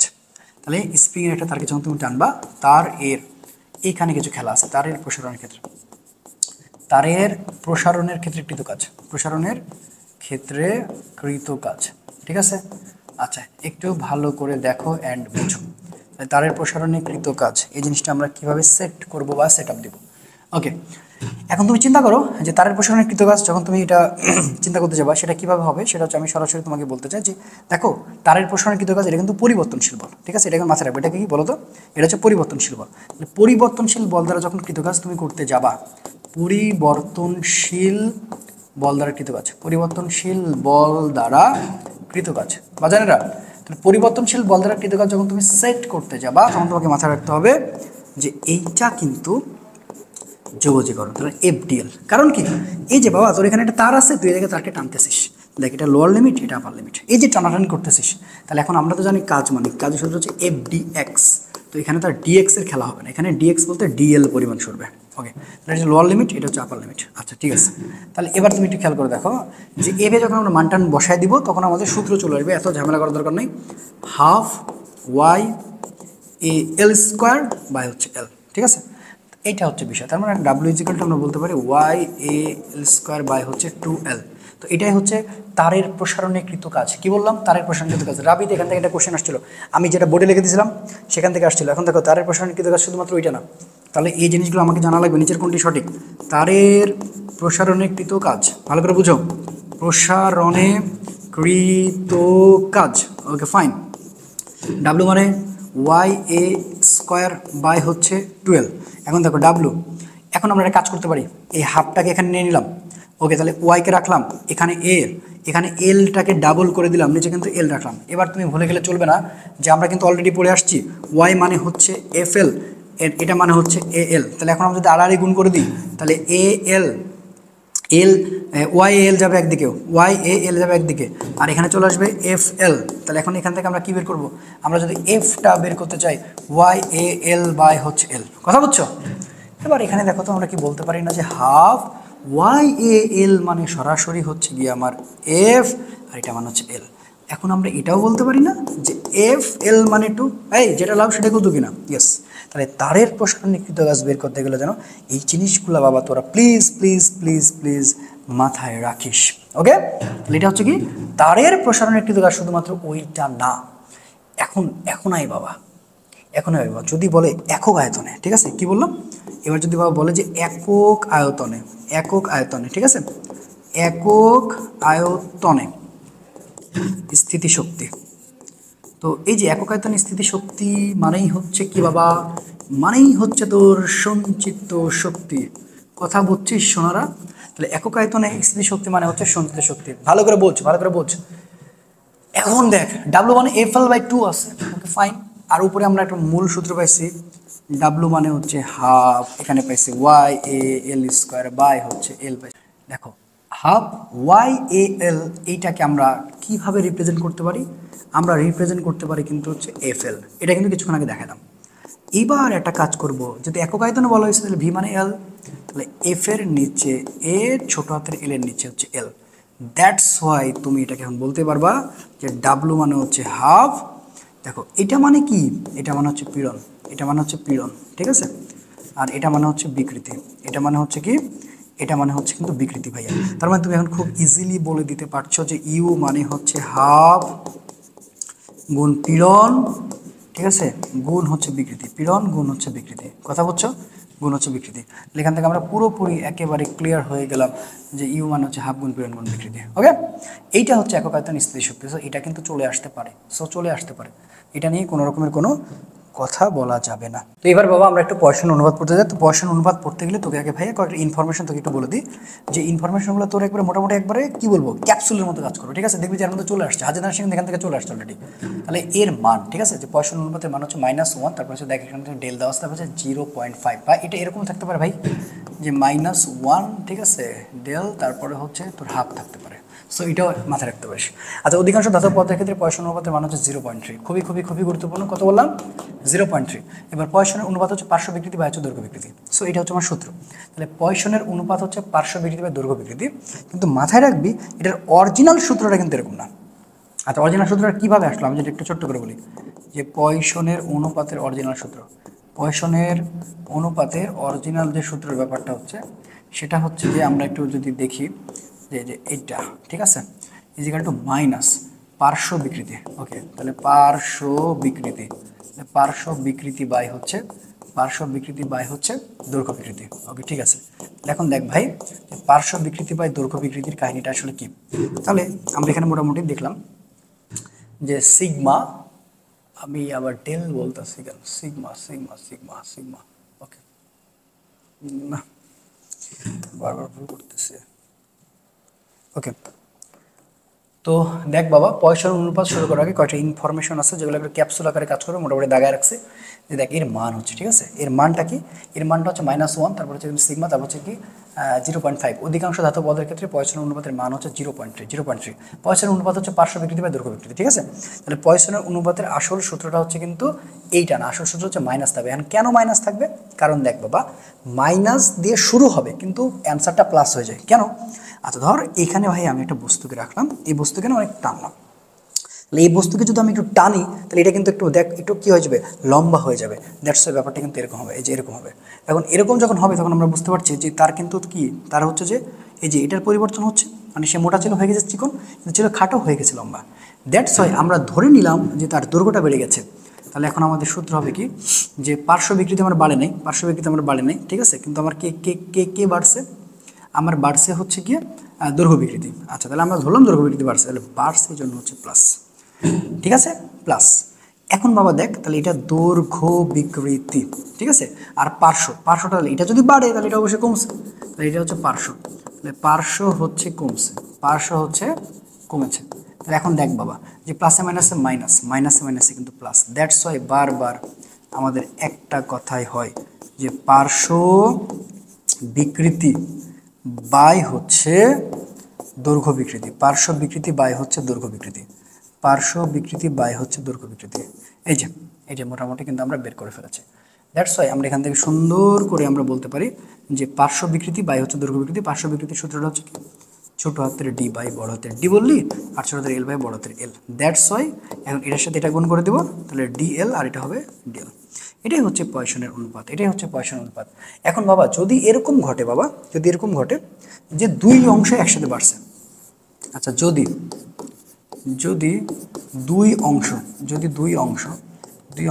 একই সাথে বাড়ে, দুই অংশ একই সাথে বৃদ্ধি পায়, দুই অংশ একই সাথে বৃদ্ধি পায়, ঠিক আছে, তাহলে সূত্রে মাইনাস হবে, তাহলে সূত্রে মাইনাস হবে, যদি দুই অংশ একই সাথে বৃদ্ধি পায় তাহলে সূত্রে মাইনাস হবে। যদি দুই অংশ একই সাথে, যদি দুই অংশ একই সাথে আচ্ছা বৃদ্ধি পাইছে, তো যদি দুই অংশ একই সাথে হ্রাস পায় হয় বৃদ্ধি পাবে নাহলে হ্রাস পাবে। আচ্ছা আমি যদি একটা ছোট্ট উদাহরণ দেখাই তাহলে ব্যাপারটা এবারে ক্লিয়ার হবে। এখানে দেখাই, ধর তোর এইটা হচ্ছে আসল সূত্র, এটা হচ্ছে আসল সূত্র, ঠিক আছে। এখন এটাও বাড়ছে, তাহলে প্লাসে প্লাসে প্লাস, প্লাসে মাইনাসে মাইনাস, প্লাসে প্লাসে প্লাস, প্লাসে মাইনাসে মাইনাস, তাহলে এখন কি মাইনাস ডিএল, এটা হচ্ছে ডিএল। এই হলো বিষয়। তো এই জিনিসগুলো না খুব ভালো করে বুঝতে হবে যে কেন প্লাস কেন মাইনাস হচ্ছে। এবং আমি আবারও বলতেছি যে পয়সনের অনুপাতে এত কিছু করার দরকার নেই, তুই এই কটা জিনিস মনে রাখ ভাই, এর মানটা কি, অধিকাংশ ধাতব পদের ক্ষেত্রে পয়সন অনুপাতের মানটা কত, পয়সন অনুপাতের কোনো একক নাই, কোনো মাত্রা নেই। তো এতটুকু পড়লেই মানে আই থিঙ্ক ইনাফ। তো এখানে আমাদের কিছু কয়েকটা জিনিস আছে, সেটা হচ্ছে কি যে সান্দ্র বল নামের যে ব্যাপারটা আছে। সান্দ্র বল মানে কি, যে বাধাদানকারী বল, সেটা কার জন্য, তরলের জন্য। তো সান্দ্র বলের জন্য আমরা যদি একটু দেখি যে এটা কয়েকটা কার সূত্র বলতে পারে। তো সান্দ্র বল মানে হচ্ছে বাধাদানকারী বল। এই যে বাধাদানকারী বল হচ্ছে কার, বাধাদানকারী বল কার জন্য ভাইয়া, বাধাদানকারী বল হচ্ছে তরলের জন্য, ঠিক আছে, কার জন্য, তরলের জন্য বাধাদানকারী বল হচ্ছে তরলের জন্য। বাধাদানকারী বল, তাহলে এখানে কে কে আছে, একটা আছে বিজ্ঞানী নিউটনের একটা সূত্র, তো বিজ্ঞানী নিউটন কি বলছে, বিজ্ঞানী নিউটন বলছে এ ফিজিক্যাল টু, সূত্র হচ্ছে ইটা এ ডিভি ডিওয়াই, ঠিক আছে, এটা হচ্ছে নিউটনের। আচ্ছা এফ মানে কি, সান্দ্র বল, ইটা মানে কি শান্ত তরঙ্গ, এ মানে ক্ষেত্রফল, ডিভি ডিওয়াই মানে নতিবেগ। ডিভি বাই হচ্ছে ডিওয়াই মানে হচ্ছে নতিবেগ, কি বেগ ভাইয়া, নতিবেগ, মনে থাকবে। তাহলে এটা এ ডিভি বাই ডিওয়াই, এটা মানে হচ্ছে নতিবেগ, এটা মানে কি বলেছি, এটা মানে বলেছে নতিবেগ, যেন খুব সুন্দর করে মনে থাকে। ওকে, আর স্টোকস যেটা বলেছে, স্টোকসের ক্ষেত্রে বলা হয়েছে F is equal to 6 pi eta R V. এটা হচ্ছে কার? এটা হচ্ছে স্টোকসের, এটা হচ্ছে স্টোকসের। তো স্টোকসের ক্ষেত্রে খুব সুন্দর করে ভালো করে মনে রাখা লাগবে। তাহলে একটা হচ্ছে নতিবেগ এবং আরেকটা হচ্ছে কি স্টোকসের ক্ষেত্রে। ওকে, তাহলে এই দুইটা খুব সুন্দর করে মাথায় রাখতে হবে, এই দুইটা খুব সুন্দর করে মাথায় রাখতে হবে। সো এটা হচ্ছে নতিবেগ, এটা হচ্ছে নতিবেগ, ঠিক আছে? এটা হচ্ছে নতিবেগ, এটা হচ্ছে নতিবেগ, আর এটা হচ্ছে স্টোকসের ক্ষেত্রে। স্টোকসের ক্ষেত্রে আশা করি ব্যাপারটা একবারে পুরোপুরি ক্লিয়ার হয়েছে। একটা হচ্ছে স্টোকসের ক্ষেত্রে, আর একটা হচ্ছে কি নিউটনের। সো এই দুটো একটু ভালো করে দেখো যেন কোনো সময় মানে ভুলে না যাও। এবার আসো আন্তঃনমিক বল। তো আন্তঃনমিক বল একটা টপিক, যে টপিকটা তোমাকে খুবই সুন্দর করে জানা লাগবে যে আন্তঃনমিক বল হচ্ছে দুই প্রকার, একটা হচ্ছে সংশক্তি বল, একটা হচ্ছে আসঞ্জন বল। অ্যান্ড সংশক্তি বল হচ্ছে একই পদার্থের মধ্যে বিভিন্ন অণুর মধ্যে যে আকর্ষণ, আর ভিন্ন পদার্থের অণুর মধ্যে যে আকর্ষণ সেটা হচ্ছে আসঞ্জন বল। যেমন পানি পানি পানি, তারপরে হচ্ছে যে তোমার হচ্ছে যে পানি কাচ, এটা কিন্তু আলাদা। আবার দেখো পাতা পাতা, আর এটা হচ্ছে পাতা পানি। তো তুমি যদি পানি পানি চিন্তা করো বা পাতা পাতা চিন্তা করো, সেটা কিন্তু হচ্ছে যে সংশক্তি, বুঝছো? কিন্তু যখন তুমি চিন্তা করবো যে পানি কাচ তারপরে পাতা পানি, তখন এটা কিন্তু কি বলো তো, এটা হচ্ছে আসঞ্জন। এবং এর মধ্যে যে ব্যাপারটা দাঁড়াচ্ছে যে বড়কে, এর মধ্যে বড় হচ্ছে ভাইয়া আসঞ্জন বল। কে বড় ভাইয়া? আসঞ্জন বল, মনে থাকবে? আসঞ্জন বল একটা হচ্ছে সংশক্তি বল, এবং এই দুটোর মধ্যে হচ্ছে এটা বড়। আশা করি কোনোভাবেই ভুল করা যাবে না। আশা করি ব্যাপারটা পুরোপুরি ক্লিয়ার হয়েছে। তো দেখো এটা যখন মোটামুটি হয়ে গেল, তাহলে আমাদের কিন্তু আরও কিছু টাইপ বাকি আছে, যেটা বলে একটু জাস্ট সূত্র বা সমীকরণের জন্য একটু পড়লে ইনাফ। এগুলো কিন্তু শর্ট সিলেবাসে ছিল না, বাট আমরা একবার দেখে নিব। লিখতেছি, একবার কারেন্ট চলে যাচ্ছে, মোবাইলের স্পেস শেষ হয়ে যাচ্ছে, কি যে একটা বিপদ। এতগুলো লিখছি, লিখে দেখতেছি রেকর্ড হয় নাই, আবার শুরু করতে হচ্ছে। দেখো আর কি করার। তো পৃষ্ঠটান সংক্রান্ত আমাদের হচ্ছে পৃষ্ঠটান সংক্রান্ত কিছু বিষয় হচ্ছে তোমাদের জানা লাগবে, বুঝছো? দেখো যে এটা হচ্ছে টি পৃষ্ঠটান এইচ রো জি আর টু কস্তিটা। তো এখান থেকে না তোমার আরোহণ এবং হচ্ছে অবনমন হওয়ার সত্যটা দেখো 0 ডিগ্রি থিটা। এখানে এটা কিন্তু মাথায় রাখবা, এটা কিন্তু অসমতা, মানে 0 ডিগ্রি সমান কিন্তু 90 ডিগ্রি থেকে কম। হ্যাঁ, এটা হচ্ছে আরোহণ। এরপর 90 ডিগ্রি থিটা 180 ডিগ্রি, এ দেখো এটা হচ্ছে এটার অসমতা, তাহলে এটা হচ্ছে অবনমন হবে। হ্যাঁ, থিটা ইজিক্যাল টু 90 ডিগ্রি হলে আরোহণ হবে না, অবনমনও হবে না। কখন? যদি 90 ডিগ্রি হয়ে থাকে। আচ্ছা, টি মানে F/12, এটা মনে রাখবা পানির ক্ষেত্রে। এটা সরাসরি বলে নিচের কোনটি সঠিক। হ্যাঁ, টি মানে F/4L, এটা হচ্ছে কি সাবানের ক্ষেত্রে। এবার আসো, এখানে একটা শর্টকাট ম্যাথ আছে, বুঝছো? এই জিনিসটা একটু মানে দেখো তো, যদি পানির ফোটার ক্ষেত্রে যে ব্যাসার্ধ বের করতে বলে, সেটা হচ্ছে কি জানো তো? শর্টকাট সূত্র আর মানে হচ্ছে যে দেখো এখানে কিউব, এটা হচ্ছে এন, এটা হচ্ছে আর। আচ্ছা, প্রতিটি 10⁻⁴ মিটার ব্যাস বিশিষ্ট পানির 1000 ক্ষুদ্র ফোঁটা মিলে একটি বৃহৎ ফোঁটা তৈরি করলো। বৃহৎ ফোঁটার ব্যাসার্ধ কত? তাহলে এখন যখন এরকম অঙ্ক দিবে, তখন তুমি সরাসরি বুঝবা যে এই যে দেখো এন, আর এটা হচ্ছে কি তোমার হচ্ছে যদি খেয়াল করে দেখো, এটা হচ্ছে কিন্তু আর। হ্যাঁ, তাহলে এখন আমরা এখানে কি করছি, যে এন এর মানটা হচ্ছে 1000 গুণ হচ্ছে আর এর মানটা দেওয়া আছে 0.5 × 10⁻⁴। ঠিক আছে, এখানে একটা ছোট্ট ম্যাথ দেখতে পাচ্ছ। সো শর্টকাটে মনে রাখবা যে ফোঁটার ব্যাসার্ধ বের করার সূত্রটা হচ্ছে এই যে দেখো, এটা কি আর মানে হচ্ছে এখানে কিউব থাকবে, এখানে এন থাকবে, এখানে আর থাকবে। সো এটা দিয়ে শর্টকাট ম্যাথগুলো তুমি করে ফেলবা। স্পর্শকোণ, তো এটা একটু ভালো করে দেখো ইনফরমেশনগুলো। স্পর্শকোণের সর্বনিম্ন মান হচ্ছে 0 ডিগ্রি এবং সর্বোচ্চ মান হচ্ছে 180 ডিগ্রি। সাধারণ পানি প্লাস কাচ হচ্ছে 8 ডিগ্রি, বিশুদ্ধ পানি প্লাস পরিষ্কার কাচ হচ্ছে 0 ডিগ্রি, পারদ কাচ হচ্ছে 140 ডিগ্রি, প্রবাহ পানি 90 ডিগ্রি। সংশক্তি বল যত বেশি, স্পর্শকোণ হচ্ছে তত বেশি। বুঝতে পারছো? নয়ন সরসী কেন ভরেছে জলে, কত কি রয়েছে লেখা কাজলে কাজলে, নয়ন সরসী কেন। আচ্ছা দেখো, খেয়াল করো যেভাবে দাঁড়াইছে। এখন আমরা একটু একক আর মাত্রা টাইপটা দেখবো। এখান থেকে কিন্তু একক মাত্রা চলে আসতে পারে। সো আমি একটু দাগাই দিচ্ছি, স্লাইডটা আমি আপলোড করে দেবো, দেখে নিবা। পূর্ববর্তী প্রশ্নের সময় চাপের একক আসছে, পৃষ্ঠটান একক আসছে, আর মাত্রাহীন রাশি তোমাকে মাথায় রাখতে হবে। এখন যা আসতে পারে দেখো কি বলছে, পিওনের একক newton per metre square, pascal মাত্রা লিখে দিচ্ছি, ইয়ংয়ের গুণাঙ্কর মাত্রা লিখে দিচ্ছি, তলটানের মাত্রা, সান্দ্রতা সহক, পৃষ্ঠটানের মাত্রা। সেগুলো তোমাকে খুব ভালো করে দেখা লাগবে। যে কোনো একটা চলে আসতে পারে, যে কোনো একটা চলে আসতে পারে, যে কোনো একটা চলে আসতে পারে, বুঝছো? আচ্ছা, তো তারপরে দেখি আর কি কি আছে। এখান থেকে আমরা আরও কিছু সুন্দর করে পড়ে নেব। আমাদের কাছে আরও কিছু ইনফরমেশন আছে, যে ইনফরমেশনগুলো আমাদের মানে দেখতে হবে। আচ্ছা, সান্দ্রতা গুণাঙ্কের মাত্রা সমীকরণ কি বলছে, mL/1 T/1। আয়তন গুণাঙ্কের মাত্রাটা দেখবা, পৃষ্ঠটানের একক, সান্দ্রতা গুণাঙ্কের একক সব দেওয়া আছে, দেখো newton second per metre square, KG metre per second, এবং 1 newton second per metre square মানে হচ্ছে 10 পয়েস, ঠিক আছে, এগুলো দেখবা। আয়তন গুণাঙ্কের একক হচ্ছে দেখো এটা, সংক্রামকের একক দেওয়া আছে, মাত্রাহীন রাশি ও বিকৃতি পয়সনের অনুপাত, এবং পিছটানের শক্তি হচ্ছে নিউটন পার মিটার। সো এগুলো না একটু ভুল করা যাবে না, একটু সুন্দর করে দেখে নিবা, আর অন্য কিছু লাগবে না, আই থিঙ্ক মোটামুটি ক্লিয়ার হয়ে যাবে। আচ্ছা, এবার দেখো কিছু ইনফরমেশন, যে ইনফরমেশনগুলো আমাদের খুব সুন্দর করে ক্লাসের জন্য আমাদের পড়তে হবে, এখানে কোনো অপশন বা ওয়ে কিন্তু নেই, বুঝছো। আচ্ছা, সান্দ্রতা ও তাপমাত্রার মধ্যে সম্পর্ক, এটা চলে আসতে পারে, খুবই গুরুত্বপূর্ণ, খুবই চলে আসতে পারে। আন্তঃআণবিক বল দুই প্রকার, একটা সংশক্তি আসঞ্জন। সংশক্তি বলতে আমি সুন্দর করে পড়াইলাম, আসঞ্জন পড়াইলাম। এবার আসো কলমের নিবের কালির প্রভাব, পিছনের উদাহরণ। ফাউন্টেন পেন কালি সান্দ্রতা ধর্মের উপর ভিত্তি করে প্রস্তুত করা হয়। পিছটানোর শক্তি, এগুলো কিন্তু সব সুন্দর করে দেখবা, হ্যাঁ। টি মানে এফ বাই এল। পিছটানো হচ্ছে একক নিউটন বার মিটার মাত্রায়, এমএল ইনভার্স 1, এমএল ইনভার্স 2। পিছটানো সম্পর্কিত ঘটনা, সুস পানিতে ভাসা, এই জিনিসগুলো দেখতে হবে। সুস পানিতে ভাসা, তেল ঢেলে সমুদ্রে শান্ত করা, ঠিক আছে। তারপর হচ্ছে কর্পূরের পানিতে নাচানাচি করা, পানির উপরে তেল ছড়িয়ে দেওয়া, মাটি সাধারণত ভেজা এবং বেলে মাটি কাদা শুষ্ক, পারদ ব্যারোমিটারের পাট সবসময় প্রকৃতির পাটের চেয়ে কম, কোনো পরিষ্কার কাজ পৃষ্ঠে পানির ছড়িয়ে পড়ে কিন্তু পারদ ফোটার আকার ধারণ করে। সান্দ্রতার কম, আলকাতরা, তেল, দুধ এবং মধু পানি। সান্দ্রতা গুণাঙ্কের একক, ঠিক আছে, 1 newton second per metre square, 2 KG metre per second, 1 newton second per metre square মানে 10 পয়েস। সংকট তাপমাত্রা, যে তাপমাত্রায় কোনো একটি তরলের পিছনে শূন্য হয় তাকে সংকট তাপমাত্রা কিন্তু আবার বলে ফেলে। সো এইগুলো তোমার না খুব সুন্দর করে দেখা লাগবে, সান্দ্রতা সহগ, কৌশিকতা। এরপরে দেখো স্পর্শকোণ।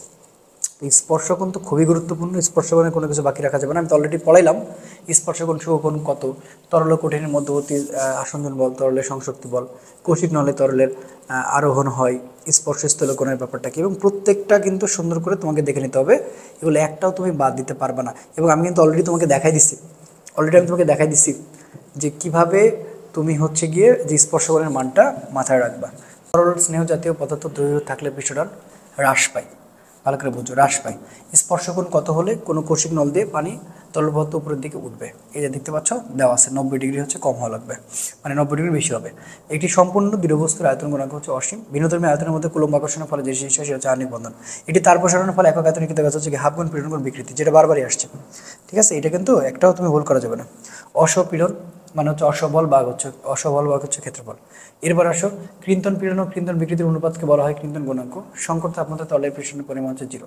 তৈলাক্ত পদার্থযুক্ত কাচ ও বিশুদ্ধ পানির মধ্যকার স্পর্শকোণ হচ্ছে প্রায় 0। লোহার স্থিতিস্থাপকতা রাবারের চেয়ে বেশি। পয়েস কিসের একক, সান্দ্রতা। স্থিতিস্থাপক ক্লান্তির আবিষ্কারক হলেন বিজ্ঞানী কেলভিন। এটি কাচ পৃষ্ঠের উপরে পানি ঢালে যা যতটা ছড়ায় দুধ ততটা ছড়ায় না, কেন, কারণ হচ্ছে সান্দ্রতা। পরিষ্কার কাচ ও বিশুদ্ধ পানির মধ্যে স্পর্শকোণ হচ্ছে 0 ডিগ্রি। এটি সম্পূর্ণ দৃঢ় বস্তুর আয়তন গুণাঙ্ক হচ্ছে অসীম, ঠিক আছে। কোনটি হুকের সূত্র, এখানে দেখো সুন্দর করে দেওয়া হচ্ছে পীড়ন বা বিকৃতি কনস্ট্যান্ট। যদি স্পর্শকোণ 90 ডিগ্রি বেশি হয় তবে তরলের পৃষ্ঠ কী হবে, উত্তল। কাচ ও বিশুদ্ধ পারদের বেলায় স্পর্শকোণের মান হচ্ছে 139 ডিগ্রি। পানির অণুর মধ্যকার বন্ধনকে কি বলে, দ্বিপল বন্ধন বলে। পীড়নের একক হচ্ছে নিউটন মিটার স্কয়ার। ইয়ংয়ের গুণাঙ্কের মাত্রা দেওয়া আছে। কোনো প্রবাহের সর্বোচ্চ বেগ যা অতিক্রম করলে শান্ত প্রবাহ অশান্ত পরিণত হয়ে যায়। তারপরে হচ্ছে বেগকে যেটা বলা হচ্ছে সংকট বেগ। এসআই এককে চাপের একক কি, প্যাসকেল, এগুলো সব দেখতে হবে। স্পর্শকোণ 120 ডিগ্রি হলে কৌশিক নলে তরল নিচে নামবে। প্লাজমা পদার্থের কোন ধরনের অবস্থা, অবশ্যই আয়নিত অবস্থা। আয়নিক সমযোজী বন্ধনের তুলনায় ধাতব বন্ধন দুর্বল। কৃন্তন বিকৃতি হলে বস্তুর উত্তরাবে ক্ষেত্রফল পরিবর্তিত হয়। স্থিতিস্থাপক সীমা সবচেয়ে বেশি ইস্পাতের। আয়তন গুণাঙ্কের বিপরীত রাশিকে কি বলে, সংনমতা। দুইটি ভিন্ন প্রস্থচ্ছেদের তারের ইয়ংয়ের স্থিতিস্থাপক গুণাঙ্ক একই, তার দুইটি একই উপাদানের। প্রবাহীর সান্দ্রতার মান অনুসারে কোনটি সঠিক, আলকাতরা, তেল, দুধ। সান্দ্রতা কিসের সাথে তুলনীয়, ঘর্ষণ, ঠিক আছে। সংকট তাপমাত্রা তরলের পৃষ্ঠটান হচ্ছে 0। কোন বন্ধনটি বেশি শক্তিশালী হয়, সেটা হচ্ছে আয়নিক। এরপরে পৃষ্ঠটানে এসআই একক হচ্ছে নিউটন পার মিটার। পারদ ও কাচের মধ্যকার স্পর্শকোণ হচ্ছে 140। যদি স্পর্শকোণ 90 ডিগ্রি কম হয় তবে কৌশিক নলে তরলের অবস্থা কী হবে, উপরে উঠবে। কোন স্থিতিস্থাপক গুণাঙ্কটি তরলের জন্য প্রযোজ্য, আয়তন গুণাঙ্ক। নিম্নের কোন রাশিটির কোন মাত্রা একক নাই, পয়সনের অনুপাত অবশ্যই। পারদপূর্ণ পাত্রে কাছে কৌশিক নল ডুবালে নলের অভ্যন্তরে পারদ স্থির থাকবে। ব্রেনেলের সূত্র হচ্ছে পৃষ্ঠটানের সূত্র, এগুলো মনে রাখবা। আয়তন বিকৃতির একক নাই। বস্তুর প্রতি একক মাত্রায় যে পরিবর্তন হয় তাকে কি বলে, বিকৃতি বলে। বল পয়েন্ট পেন কোন নীতিতে কাজ করে, পৃষ্ঠটান। কোনো ধর্মের কারণে পানির ফোঁটা গোলাকৃত হয়, পৃষ্ঠটান। বৃষ্টি ফোঁটা গোলাকার ধারণ করে পৃষ্ঠটানের জন্য। পদার্থের অণুগুলোর মধ্যকার আন্তঃআণবিক আকর্ষণ বলের পাল্লার মান কত, 10⁻৯ মিটার। পারদ ও কাচের মধ্যকার স্পর্শকোণ কত, 140। কোন তরলের মুক্ত তলে বা পৃষ্ঠে কিছু চর্বি জাতীয় পদার্থ ভাসমান থাকলে তরলের পৃষ্ঠটান কী হয়, কমে। আচ্ছা, তাপমাত্রা বৃদ্ধি পেলে গ্যাসের সান্দ্রতা কি পরিবর্তন হয়? সান্দ্রতা বৃদ্ধি পায়। ইস্পাত রাবারের চেয়ে বেশি অধিক স্থিতিস্থাপক কেন? স্থিতিস্থাপক গুণাঙ্কের মান বেশি। সাধারণ পানি ও কাচের মধ্যকার স্পর্শকোণ কত? 8 ডিগ্রি। তরলের পৃষ্ঠটানের জন্য কোন বল দায়ী? সংশক্তি বল। ML inverse one T inverse one এটি কার মাত্রা সমীকরণ? সান্দ্রতার। সংশক্তি বলের জন্য কোন তথ্যটি সঠিক? গ্যাসের সাধারণ চাপ ও তাপমাত্রা এই বল শূন্য। ইস্পাতের ইয়ংয়ের গুণাঙ্কের মান কত? 2 গুণ 10⁻11 নিউটন পার মিটার স্কয়ার। নিম্নের কোন সংখ্যা থেকে পৃষ্ঠটানের সংখ্যা পাওয়া যেতে পারে? বল বাই দৈর্ঘ্য। সেগুলি একটা বাদ দিবা না প্লিজ। কোনো পদার্থের ভাঙনের বল সীমানুগুলোর তুলনায় বেশি। লৌহ। পয়েস কিসের একক? সান্দ্রতার। সংকট তাপমাত্রায় একটি তরলের পৃষ্ঠটান শূন্য হবে। কোনো তরলের তাপমাত্রা বাড়লে কোনটি ঘটে? পৃষ্ঠটান এবং সান্দ্রতা উভয় হ্রাস পায়। গ্যাসের সান্দ্রতা তাপমাত্রার সাথে কীভাবে পরিবর্তিত হয়? ঠিক আছে, এন প্রপোর্শনাল দেখো রুটটি। কোনো কঠিন পদার্থের পয়সন অনুপাত -1 হতে 0.5 এর মধ্যে। এরপরে পৃষ্ঠটানের মাত্রা সমীকরণ কোনটি? স্থিতিস্থাপকতার হোকের সূত্র কত সালে প্রকাশিত হয়? 1678 সালে প্রকাশিত হয়। এরপরে স্থিতিস্থাপক সীমানা বস্তুর দৈর্ঘ্য, পীড়ন দৈর্ঘ্য, ধ্রুব সংখ্যাকে কি বলে? ইয়ংয়ের গুণাঙ্ক বলে। কোনটি সঠিক নয়? মানে এইটা দেখা লাগবে না। পদার্থের তাপ পরিবহন ক্রম দেওয়া আছে। কোনো পদার্থের গ্যাসীয় অবস্থাতে তরলে অবস্থান নিতে হলে কী হবে? সেগুলো খুব সুন্দর করে করে পড়ে নেবে। কাচ ও পারদের মধ্যকার স্পর্শকোণ, মানে স্পর্শকোণ আমি বলি ডিয়ার স্টুডেন্ট যে স্পর্শকোণ কোনোটাই কিন্তু বাকি রাখবা না। স্পর্শকোণ কিন্তু খুব ভালো করে পড়বা। যে ধর্মের জন্য গ্লাসের মধ্যে পানি ফোটা লেগে থাকে তা হলো কি আসঞ্জন। এখান থেকে না তোমার মোটামুটি থিওরি আসে সমান সবচেয়ে বেশি। দেখো এটা কিন্তু অলরেডি পড়িয়ে দিয়েছে। ধাতব পদার্থের ক্ষেত্রে পয়সন অনুপাত কত? 0.3। পেটা লোহার ইয়ংয়ের গুণাঙ্ক দেহতার গুণাঙ্কের 2.5 গুণ। হ্যাঁ, এগুলো কোনো বাকি দেওয়া যাবে না। যে কোনো পদার্থের তরল অবস্থার তাপমাত্রা কঠিন অবস্থার চেয়ে অনেক বেশি। স্পর্শকোণ 90 ডিগ্রির কম হলে তরল বিষ্ট হবে অবতল। নিজের কোনটি বেশি স্থিতিস্থাপক? লোহা। পূর্ণদৃঢ় বস্তু হিসেবে ধরা হয় কোনটিকে? ইস্পাত। নিজের কোন পদার্থকে তাপ দিলে তাপমাত্রা বৃদ্ধি পাবে না? পলিথিন। নিজের কোনটি ইয়ংয়ের গুণাঙ্ক সর্বাধিক? ইস্পাত। পীড়ন এক হচ্ছে নিউটন পার মিটার। ইয়ংয়ের গুণাঙ্কের একক হচ্ছে নিউটন পার মিটার স্কয়ার। ইয়ংয়ের গুণাঙ্ক হচ্ছে দৈর্ঘ্য পীড়ন বাই দৈর্ঘ্য বিকৃতি। ঠিক আছে। পানিতে ডিটারজেন্ট মেশানো হলে পানির পৃষ্ঠটান হ্রাস পায়। কাঁচো বিশুদ্ধ পানির বেলায় স্পর্শকোণ হচ্ছে 0 ডিগ্রি। যেসব বস্তু হতে প্রযুক্ত বল অপসারণ করে এদের বিকৃতি পরিবর্তন করে তাকে কী বলে? নমনীয় বস্তু বলে। একক ক্ষেত্র বলের উপর প্রযুক্ত বলকে কী বলে? চাপ বলে। কিন্তু বিকৃত হলে বস্তুর দৈর্ঘ্য ক্ষেত্র বল একই থাকে। স্থিতিস্থাপক সীমার মধ্যে আকার পীড়ন ও আকার বিকৃতির অনুপাত হচ্ছে কি? দৃঢ়তার গুণাঙ্ক। নিচের কোনটি চাপের মাত্রা? ML inverse one T inverse two. স্থিতিস্থাপক গুণাঙ্কের মাত্রা কি? ইয়ংয়ের গুণাঙ্কের মাত্রা হচ্ছে ML inverse two inverse two. So এগুলো ভালো করে পড়তে হবে। তামার কাঠিন্যের গুণাঙ্ক দেওয়া আছে। সর্বাপেক্ষা স্থিতিস্থাপক সীমা সবচেয়ে বেশি ইস্পাতের। আয়তন গুণাঙ্কের বিভাষিকে কি বলে? সংগ্রমতা। একটি তারের ব্যাসার্ধ দ্বিগুণ হলে ইয়ংয়ের গুণাঙ্কের মান কত হবে? অপরিবর্তিত থাকবে। খুব ভালো করে দেখবা। দেখো টাইপ সূত্র সমীকরণ থেকে এই দুটো প্রশ্ন আসছে। ই মানে হাফ গুণ পীড়ন গুণ বিকৃতি, এককাতের স্থিতিশক্তি সমীকরণ। আর পয়সন অনুপাতে প্রকাশ করা হলো। দৈর্ঘ্য বিকৃতি পাই হচ্ছে পার্শ্ব বিকৃতি, পার্শ্ব বিকৃতি পাই হচ্ছে দৈর্ঘ্য বিকৃতি। আই থিঙ্ক ব্যাপারটা নিয়ে কোনো সম্ভাবনা বা প্রবলেম নাই। এরপর দেখো গ্যাসের ক্ষেত্রে সান্দ্রতা গুণাঙ্ক এন তাপমাত্রা টি এর সাথে মানে নিম্নরূপে বৃদ্ধি পায়। তার মানে কি হচ্ছে যে তোমার হচ্ছে যে প্রপোর্শনাল রুট টি মানে তাপমাত্রার সাথে পরম তাপমাত্রার সমানুপাতিক। এরপরে দেখো তরলের ক্ষেত্রে সান্দ্রতার সহগে তাপমাত্রার সম্পর্ক দেওয়া আছে 1/t মানে ব্যস্তানুপাতিক। সেগুলো সুন্দর করে দেখে নিবা। দেখো সব ব্যাখ্যা দিয়ে রাখছি, সুন্দর করে ব্যাখ্যা সহকারে রাখছি, খেয়াল করে দেখো। হ্যাঁ, এটা হচ্ছে আমাদের শর্টকাট সূত্র। আর মানে হচ্ছে √3NR। কথা বুঝছো? সেটাকে ভুল করবা না। ওকে, আচ্ছা এটা দেখে নিবা যে 2 নম্বর অঙ্ক। এটা দেখলে মোটামুটি হয়ে যাবে। আচ্ছা, তারপর আর কোন ম্যাথগুলো দেখবা? এগুলো জাস্ট দেখো সুন্দর করে 50 কেজি ভরের একজন বালক খালি পায়ে দাঁড়িয়ে আছে। তার পায়ের পাতার ক্ষেত্রফল 200 সেন্টিমিটার স্কয়ার হলে বালক কর্তৃক ভূমির উপর চাপ কত হবে? তো দেখো এখানে চাপ জানতে চাইছে খুবই নর্মাল ব্যাপার। পি মানে F/A, এখন এফকে কনভার্ট করে এমজি করে দিছি। এবং তুমি এটা হাতের ক্যালকুলেশন করবে কীভাবে? দেখো এম মানে 50 কেজি, ক্ষেত্রফল হচ্ছে দেখো 200 সেন্টিমিটার। তাহলে 200 সেন্টিমিটারকে আমরা মিটার করলে 200 গুণ 10 ইনভার্স 4 মিটার স্কয়ার হয়। তো ভূমির উপর চাপ কত? পি। তো এখন আমরা কী করছি যে পি মানে হচ্ছে এফ মানে হচ্ছে এমজি। সো এমজির এখানে মানটা বসাচ্ছি 50 গুণ 9.8 করছি, 200 গুণ 10 ইনভার্স 4 করছি। এখন ভাই জাস্ট তুমি ক্যালকুলেশন করে নেবে। এখানে মনে রাখবা যে 10 ইনভার্স 4কে তুমি উপরে তুলে দিতে পারো, কাটাকাটি করার জন্য সুবিধা হবে।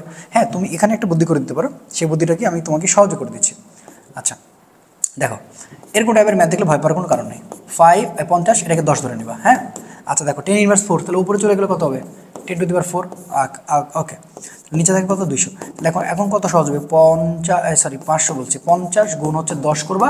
আর এখানে দেখো 1 2 3 4 কাহিনি শেষ। এখানে করবা 200, দেখবা হয়ে গেছে। এটা কাটা এটা কাটা এটা কাটা এটা কাটা, ঠিক আছে। 50 গুণ 10 গুণ 100 করলে মোটামুটি সামথিং 25,000-এর মতো হবে।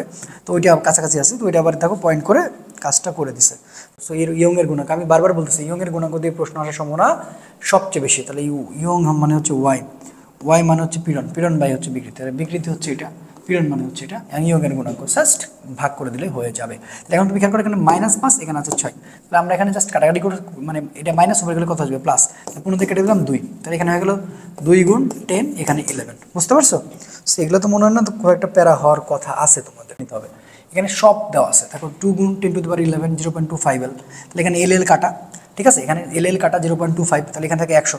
তাহলে এখন তুমি খেয়াল করে দেখো, এটা দিয়ে কেটে দিই, তাহলে এটা হচ্ছে 50 হয়ে যাবে, ঠিক আছে। 0.25 কে 25 ধরবা, নিচে 100 করবা, করে কাটাকাটি করলে কিন্তু মোটামুটি হয়ে যাবে। সো দেখো খুব সুন্দর করে তোমাদের জন্য দেওয়ার আছে, দেখলে তুমি বুঝতে পারবে, একবার ব্যাখ্যা সহকারে দিছি।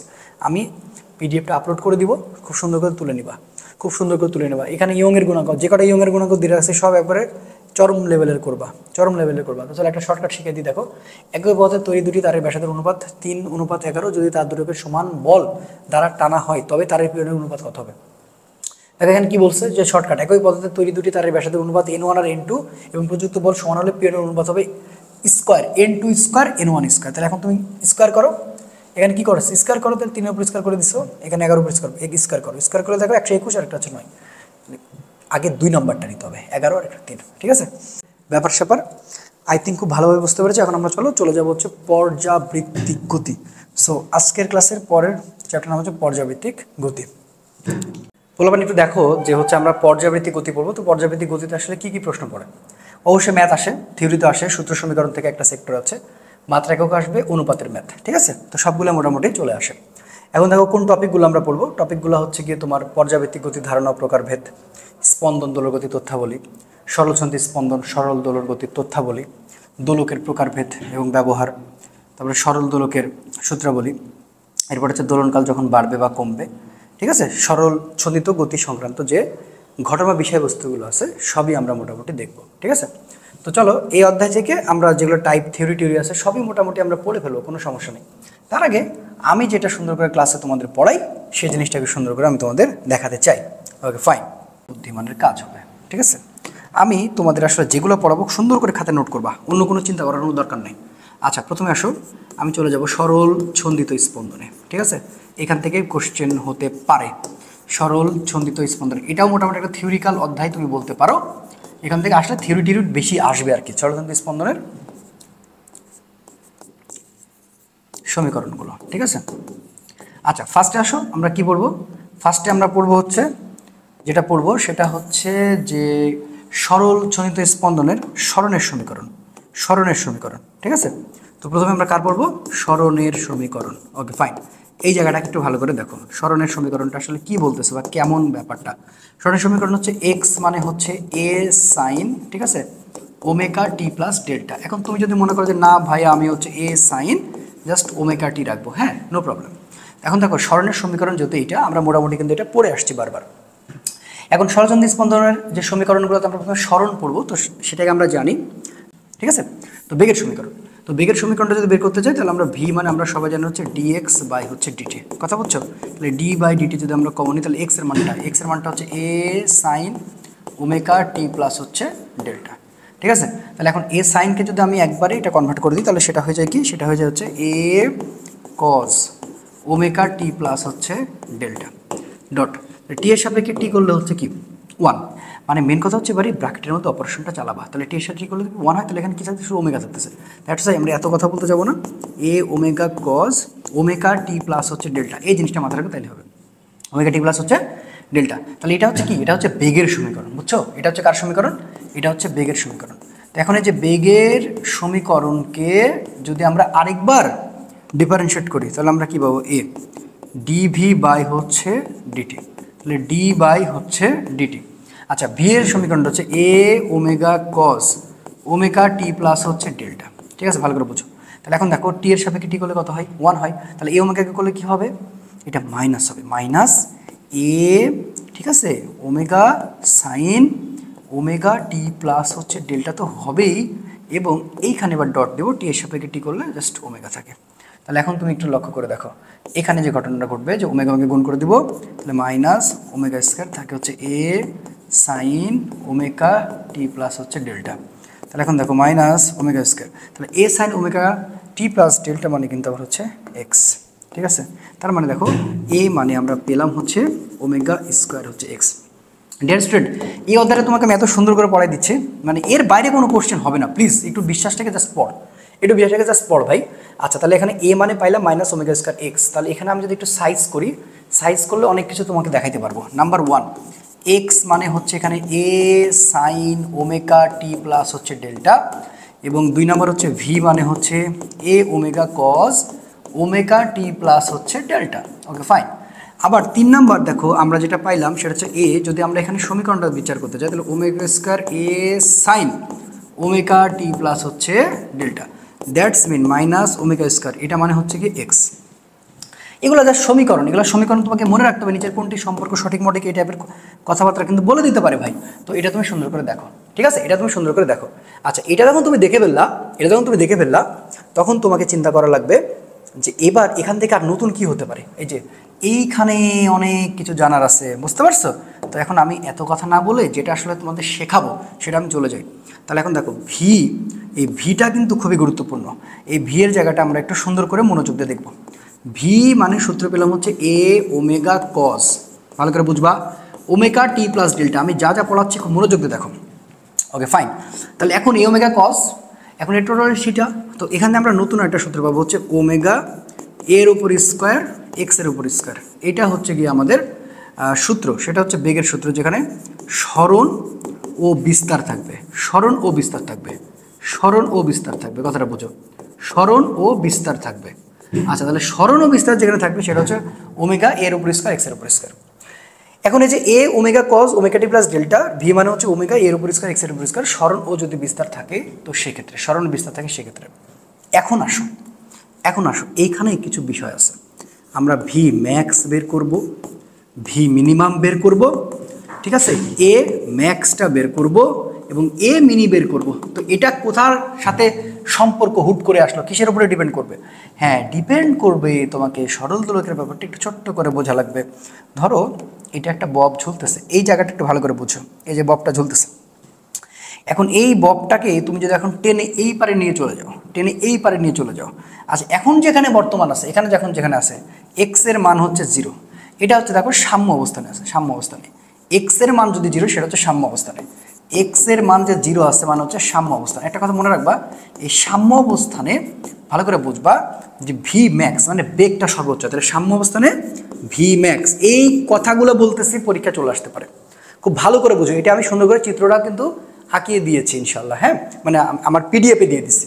তাহলে ভি ম্যাক্স, তাহলে ভি ম্যাক্সের ক্ষেত্রে সবসময় মনে রাখবা এক্স এর মান 0 হবে, তার সাম্য অবস্থানে। কিন্তু যখন আমি এটাকে টেনে একটু এখানে নিয়ে যাওয়ার চেষ্টা করবো, ধরো এখানে নিয়ে চলে গেছে, এখানে নিয়ে চলে গেছে, এখানে নিয়ে চলে গেছে, তাহলে এটা এখান থেকে এ পর্যন্ত গেছে, তাহলে এই লেন্থ আর এই লেন্থ কিন্তু সমান না। তাহলে এবার স্মরণটা বিস্তার হয়ে যাবে, এক্স এর মান এ হবে, তাহলে স্মরণ কী হবে? স্মরণ হবে বিস্তার। তাহলে আমি তোমাকে বোঝাতে পারছি যে স্মরণ কী হবে? স্মরণ হবে কিন্তু বিস্তার। তাহলে এখন তুমি আমার কথাটা সহজে বুঝো, এত ঝামেলা করা তোমার দরকার নেই। তুমি এটা মনে রাখবা যে ভি যেখানে থাকবে, ভি যদি থাকে সব সময় মনে রাখবা যেই সমীকরণে ভি আছে সেখানে ম্যাক্স করতে গেলে এক্স এর মান 0 ধরবা। ভি যেখানে থাকবে সেখানে এক্স এর মান 0 সবসময়, সেটা হচ্ছে ভি ম্যাক্স। কিন্তু তোমাকে যদি আমি এখন এ ম্যাক্স বলি, ভালো করে বুঝো, তোমাকে যদি আমি এ ম্যাক্স বের করতে বলি, তুমি অবশ্যই মনে রাখবা যে এইখানে আসলে এ ম্যাক্সের ক্ষেত্রে অলওয়েজ এক্স এর মান এ হবে। এক্স এর মান কি হবে? এ হবে। এক্স এর মান হচ্ছে এ হবে, এ ম্যাক্সের ক্ষেত্রে সবসময় এক্স এর মান এ হবে। তাহলে এক্স ইজিক্যাল টু 0টা কার ক্ষেত্রে? এটা ভি ম্যাক্সের ক্ষেত্রে, সহজ কথা শেষ। আর এক্স মানে এ কার ক্ষেত্রে? এটা হচ্ছে এ ম্যাক্সের ক্ষেত্রে, কথা বুঝছো? তাহলে স্মরণটা কি হবে? বিস্তার হবে তখন যখন হচ্ছে কি আমাদের এটা টেনে ওখানে নিয়ে চলে যাব। তাহলে এখন আসো এই খেলাটা একটু খেলে দিই। তাহলে এখন ভি ম্যাক্সটা আমি একটু দেখাই। ভি ম্যাক্স ভালো করে বুঝো, ভি ম্যাক্স। আচ্ছা, ভি ম্যাক্সের ক্ষেত্রে আমাদের সূত্র হচ্ছে ভি, এটা হচ্ছে ওমেগা এর উপর স্কোয়ার, এটা হচ্ছে এক্স এর উপর স্কোয়ার, এটা হচ্ছে আমাদের সূত্র। তাহলে এখন দেখো আমার যত ভি আছে আর আমি যদি ভি ম্যাক্স বের করতে চাই তাহলে ওমেগা এবং হচ্ছে এখানে দেখো এর উপর স্কোয়ার আছে ভাইয়া, আর এখানে দেখো এক্স এর মান 0 ধরতে হবে। তাহলে 0-এর উপর যখন তুমি স্কোয়ার ধরলা তাহলে ভি ম্যাক্সের তুমি নতুন সূত্র কি পেতে চলেছ? ওমেগা এ পাচ্ছ। তুমি এখান থেকে থেমে যাও না, তুমি ওমেগা এ পাচ্ছ, এখান থেকে থেমে যাও না। ওমেগা মানে কিন্তু আমি তোমাদের গতিবিদ্যায় বারবার শিখে আসছি 2πn/t একটা, ওমেগা মানে হচ্ছে 2π/t একটা, এবং আরেকটা ওমেগা মানে হচ্ছে 2πf একটা। এখন ভাইয়া তোমার যেটা সবচেয়ে ভালো লাগে তুমি সেটাকে চুজ করে নাও, তোমার যেটা সবচেয়ে ভালো লাগে তুমি সেটাকে চুজ করে নাও, কথা বুঝছো? সেটাকে তুমি চুজ করে নাও। তো এইটা হচ্ছে অবস্থা। তাহলে এখন তুমি এই ভি ম্যাক্সকে বিভিন্ন রকম ভাগ দিতে পারো। এবার আসো এ ম্যাক্সের ঘটনাটা কী হতে পারে। তো এ ম্যাক্সের ঘটনাটা দেখো। আচ্ছা, তাহলে এ মানে হচ্ছে কি সেটাকে বুঝো। এ মানে হচ্ছে গিয়ে তোমার ওমেগা স্কোয়ার হচ্ছে এ, সেখানে কিন্তু মাইনাস, বাট এবার কিন্তু ম্যাক্স মানে মডুলাস, ভালো করে বুঝবা। তাহলে এখন ওমেগা স্কোয়ার মাইনাসের কোনো ভ্যালু আছে? তাহলে এ বলো আমারে এবারে বলো আমারে, এইবার সরি, এটা কিন্তু একটু ভুল করে ফেলেছি, সূত্রটা কিন্তু ছিল হচ্ছে omega square x. Okay fine, তাহলে এবার আমি যে কি ম্যাক্স করতে চাই, তাহলে ওমেগা স্কয়ার এবার এক্স এর মান হবে এ, কারণ আমি তোমাকে আগে বলেছি যে যতবার তুমি যেখানে দেখবা যে সরণটা তোমার হচ্ছে বিস্তারে চলে যাচ্ছে, তখনই বুঝবা যে এটা হচ্ছে এ ম্যাক্স। তাহলে দেখো এবার আসো ভি মিনিমাম, তাহলে ভি মিনিমামটা কী হবে বাবারা? ভি মিনিমাম 0, কারণ যেখানে বিস্তার হবে না সেখানেই তো 0 হবে। তাহলে আমি যদি এখন সরাসরি এর মানটা 0 ধরি তাহলে মিনিমাম হবে, তাহলে ভি মিনিমাম 0। আবার এ মিনিমাম মানে হচ্ছে 0। আশা করি বুঝতে পারছো। তাহলে আমি এটা একটু সুন্দর করে একটু সাজাই দিই, কেমন একটু এলোমেলো হয়ে গেল, লেখাটা খারাপ হয়ে গেল। আচ্ছা সহজে বলি, ভি ম্যাক্স মানে হচ্ছে ওমেগা এ, ঠিক আছে?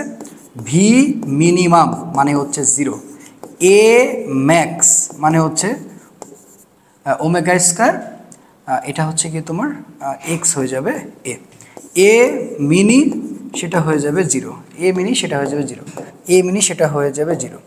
বুঝতে পারছো? এই হলো বিষয়। আশা করি ব্যাপারটা একেবারে দেখো সুন্দর করে বক্স করে রাখলাম, তোমার কমন চলে আসতে পারে ওই জন্য দিলাম। এটা মোটামুটি তুমি বুঝে গেছো ইনশাল্লাহ। এখন আসো সরল ছন্দিত স্পন্দনের শক্তির রাশিমালা। সরল ছন্দিত স্পন্দনের এই জায়গাটা একটু ভালো করে দেখো, সরল ছন্দিত স্পন্দনের শক্তি রাশিমালা, স্পন্দনের শক্তি রাশিমালা ভালো করে দেখো। এই শক্তি রাশিমালাগুলো তোমার একটু ছোট্ট ছোট্ট করে মাথায় রাখা উচিত। আচ্ছা এখন এই শক্তি রাশিমালা হচ্ছে কয়টা? শক্তি রাশিমালা হচ্ছে 2টা। আমি যা যা বলে দিচ্ছি তাই তুমি বলবা। ইউ মানে হচ্ছে হাফ কে এক্স স্কয়ার, এটা হচ্ছে কি জানো তো? এটা হচ্ছে স্থিতিশক্তি। এটা কি? স্থিতিশক্তি, ভালো করে বুঝবা, এটা হচ্ছে স্থিতি। আর গতিশক্তির সূত্র কি? গতিশক্তির সূত্র হচ্ছে ইউ না, এটা হচ্ছে কে। ইউ না, এখানে কি বলবা তাহলে? কে। কে মানে হচ্ছে হাফ এম স্কয়ার, কথাটা বুঝো। তাহলে এখানে আছে আমার ভি আর এখানে আছে আমার এক্স। এখন এটা সরাসরি প্রতিপাদন করে আসছে, এখন এত কিছু তোমার জানা দরকার নেই। তাহলে এখন আমি ইউ ম্যাক্স বের করতে চাই, তাহলে ইউ ম্যাক্স বের করতে গেলে হাফ, এখানে হচ্ছে কে এক্স স্কয়ার, কথাটা বুঝো। এখন দেখো এখানে এক্স আছে মানে স্মরণ আছে, ভালো করে বুঝো, স্মরণ আছে। তাহলে স্মরণ কখন সর্বোচ্চ হয়? যখন এক্স মানে এ হয়, মানে সেটা ত্বরণের ক্ষেত্রে বা স্মরণের ক্ষেত্রে। তাহলে এখন তুমি হাফ, এখানে কে এক্স মানে কিন্তু কি বলবো? এ, তার উপর স্কয়ার। তাহলে ইউ ম্যাক্স, এটা হচ্ছে ইউ ম্যাক্স, ভালো করে বুঝো। এই যে এটা হচ্ছে ইউ ম্যাক্স, এটা আবার ইউ ম্যাক্স মনে করো না, এটা আমার কাটা দেওয়া উচিত, তাহলে অনেকে ভুল বুঝবে। তাহলে ইউ ম্যাক্স, এটা ইউ আর এটা হচ্ছে ইউ ম্যাক্স। এবার দেখো তুমি যদি এখন গতিবিদ্যাতে ভাবতে যাও, তাহলে কে মানে হচ্ছে half M V square, V square মানে হচ্ছে ওমেগা স্কয়ার, ওমেগা স্কয়ার। আর এই সূত্র ছিল এর উপর স্কয়ার, এটা ছিল হচ্ছে এক্স এর উপর স্কয়ার। তো রুট আর স্কয়ার তো কেটে যাবে, রুট আর স্কয়ার কেটে যাবে না? আচ্ছা একটা মনে করে দেখো তো, ভালো করে বুঝো। কি সূত্র ছিল? ভি এর সূত্র ছিল ওমেগা এর উপর স্কয়ার এক্স এর উপর স্কয়ার, এই দেখো এরকম ছিল। তাহলে এখানে তো স্কয়ার আছে, রুট আর স্কয়ার কেটে গেল আর শুধুমাত্র এখানে থাকলো। আচ্ছা এখন হাফ এম ওমেগা স্কয়ার মানে কিন্তু কি? এটা বারবার মনে রেখো, এটা কিন্তু আমি বারবার বলবো না। কে ভাগ এম মানে কিন্তু ওমেগা স্কয়ার। কি ভাইয়া? কে ভাগ এম মানে ওমেগা স্কয়ার। এবং এরা দুজন সমান কিসের ভিত্তিতে? মাত্রার ভিত্তিতে। এরা হচ্ছে মাত্রার ভিত্তিতে সমান, এটা সবসময় মনে রাখবা। এরা হচ্ছে মাত্রার ভিত্তিতে সমান, কে ভাগ এম মানে ওমেগা স্কয়ার। ওকে, তাহলে হাফ এটা মানে কে? তাহলে এর উপর স্কয়ার এক্স এর উপর স্কয়ার, এটা হচ্ছে কি আমাদের গতিশক্তির সূত্র, আসল সূত্র, সহজ কথায়। এখন এইটা তুমি ম্যাক্স করো, দেখো আমি কে ম্যাক্স বলতেছি। কে ম্যাক্স বললো হচ্ছে হাফ, এটা হচ্ছে কে, এটা হচ্ছে এর উপর স্কয়ার, ঠিক আছে, এটা হচ্ছে এক্স এর উপর স্কয়ার।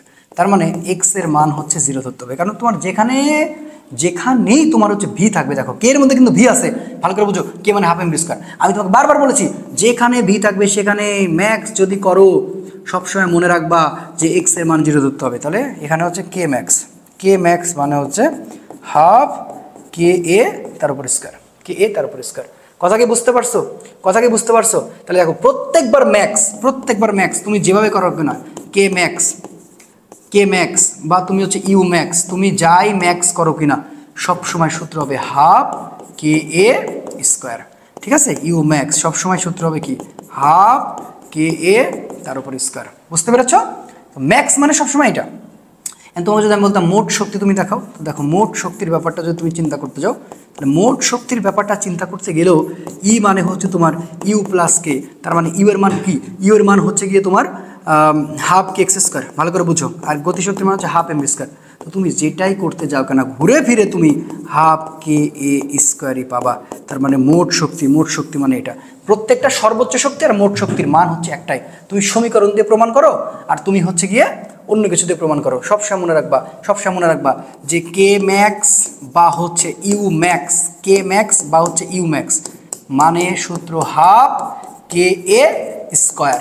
এটা অবশ্যই তোমার মনে রাখা কর্তব্য এবং জরুরি বলে আমি মনে করছি, যে কোনো একটা চলে আসতে পারে।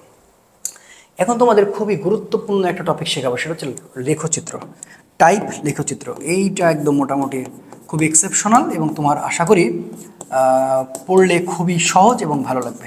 টাইপ লেখচিত্র, দেখো টাইপ লেখচিত্রের ব্যাপারটা আসলে কি হতে চলেছে, সো এই জিনিসটা একটু বোঝার চেষ্টা করো। আচ্ছা, তো এখানে কেমন টাইপের লেখচিত্র থাকবে সেটা আমি একটু দেখাই। ধরো 1 নাম্বার দিয়ে আমি শুরু করি। আমি তোমাকে বললাম এরকম একটা লেখচিত্র, y মানে হচ্ছে 5 sin x, এটার গ্রাফ কেমন হবে? আর y মানে হচ্ছে 5 cos x, এটার গ্রাফ কেমন হবে? এই খুব ভালো করে দেখবা। আচ্ছা, তাহলে এটা y অক্ষ আর এটা হচ্ছে x অক্ষ। তুমি জানো যে সাইন এক্স এর গ্রাফটা কি সবসময় এদিকে এখান থেকে, কারণ সাইন 90 ডিগ্রি মান কত? সাইন 90 ডিগ্রি মান হচ্ছে সর্বোচ্চ। ঠিক আছে, তো আমি জাস্ট একটা দিয়েই বোঝাই, একটা পূর্ণ স্পন্দন দিয়ে বোঝাই, এতগুলো দিনে না বোঝাই। এই যে একটা পূর্ণ স্পন্দন আঁকে ফেললাম, তার মানে এটা হচ্ছে সাইন, এখান থেকে শুরু করছে সাইন। এখন তুমি লক্ষ্য করো এটা ওয়াই অক্ষ, এটা এক্স অক্ষ। তাহলে এখন দেখো এটা হচ্ছে ওয়াই অক্ষ আর এটা হচ্ছে এক্স অক্ষ। এক্স অক্ষ মানে হচ্ছে 5, এটা হচ্ছে সাইন এক্স। কথা বুঝছো? এখন তুমি ভালো করে বুঝো। তাহলে এই যে তুমি হাইট পাইছো, যে হাইটটা পাইছো, এই হাইটটা পাইছো, এই হাইটটা পাইছো, এটার মান হচ্ছে +5, ভালো করে বোঝো। আর এই যে নিচে তুমি চাইছো এটা হচ্ছে -5। সেম জিনিসটা যদি তোমাকে এখন দিই, তাহলে এটা হচ্ছে ওয়াই অক্ষ, এটা হচ্ছে এক্স অক্ষ। এই যে দেখো, এবার শুরু করবে এখান থেকে, এই তো ঠিক আছে। কারণ cos 0 ডিগ্রির মান, এই ভালো করে বোঝো, cos 0 ডিগ্রির মান 1, তার মানে তোমার 1 এর ঘর থেকে শুরু করতে হবে। আর এটা sin 90 ডিগ্রি এখানে সর্বোচ্চ রাখা লাগবে। কথা বুঝছো? তাহলে এটা হচ্ছে 5, মানে এটা হচ্ছে +5 আর এটা হচ্ছে -5, এবং এটা হচ্ছে ওয়াই অক্ষ আর এটা হচ্ছে এক্স অক্ষ। তাহলে এক্স অক্ষ মানে কি? 5 cos x। আশা করি প্রথম টাইপটা তুমি বুঝে গেছো। এরকম গ্রাফ দিলে তুমি পারবা কিনা? আমি তোমাকে 10 দেই আর তোমাকে সাইন দিই আর 9 দেই, যেটা দিই না কেন। নাম্বার 2 গ্রাফটা এবার দিব, y = ঠিক আছে, ভালো করে বুঝো, সাইন থিটা +30। আমি তোমাকে এটা দিলাম। আবার নাম্বার 2 দিলাম যে y = ঠিক আছে cos থিটা +30। এই যে ভালো করে বুঝো, তাহলে একটা দিলাম থিটা +30 আর একটা দিলাম cos থিটা +30, এটা সাইন। এই গ্রাফটা এখন তুমি কি করে শুরু করবা? ভালো করে বুঝো। এখন এই গ্রাফটা দেখো, এটা হচ্ছে ওয়াই অক্ষ আর এটা হচ্ছে এক্স অক্ষ। ভালো করে বুঝো, এটা হচ্ছে ওয়াই অক্ষ আর এটা হচ্ছে এক্স অক্ষ। এখন তুমি একটু লক্ষ্য করো, ভালো করে বুঝো যে সাইনের ঘরের ব্যাপারটা কি। সাইনের ঘরের ব্যাপারটা হচ্ছে সাইন 90 ডিগ্রির মান হচ্ছে সর্বোচ্চ 1। তাহলে এখন আমাকে এমনভাবে চিন্তা করতে হবে, এটা পুরো তো সাইন থিটা, তার সাথে এবার কি করা হয়েছে? তার সাথে এবার হচ্ছে 30 যোগ করা হয়েছে, তাহলে 120 ডিগ্রি। তাহলে এখান থেকে তো 120 ডিগ্রি করলে গ্রাফটা একটু অন্যরকম হয়ে যাচ্ছে। এই কারণে আমরা কি করব, সবসময় মনে রাখবে, এত তোমাকে যাওয়ার দরকার নেই। তুমি অ্যাডমিশন স্টুডেন্ট, তোমাকে আমি এত ডিটেলসে বুঝাতে যাবো না, আমি খালি বলতে চাবো, তুমি কোনো গ্রাফে যদি খালি দেখো যে প্লাস আছে, প্লাস, তাহলে বুঝবা সেই গ্রাফটা একটু সামনে থেকে শুরু হবে। তার মানে দেখো এই এই এই এই তো এটা হয়ে গেল। তাহলে এটা হচ্ছে ওয়াই অক্ষ আর এটা হচ্ছে এক্স অক্ষ। কেন? এই যে সামনেটুকুনি হচ্ছে 30 ডিগ্রি, এটা বাদ দিছে। কথা বুঝছো? তাহলে এবার এখানে আসো, এটা হচ্ছে ওয়াই, এটা হচ্ছে এক্স। তাহলে এটা কি করবা?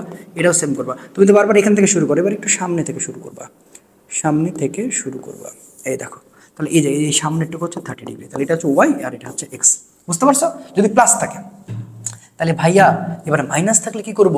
আচ্ছা দেখো, আমি বললাম y = sine theta -30, theta -30, y = cos, ভালো করে বুঝো, থিটা -30।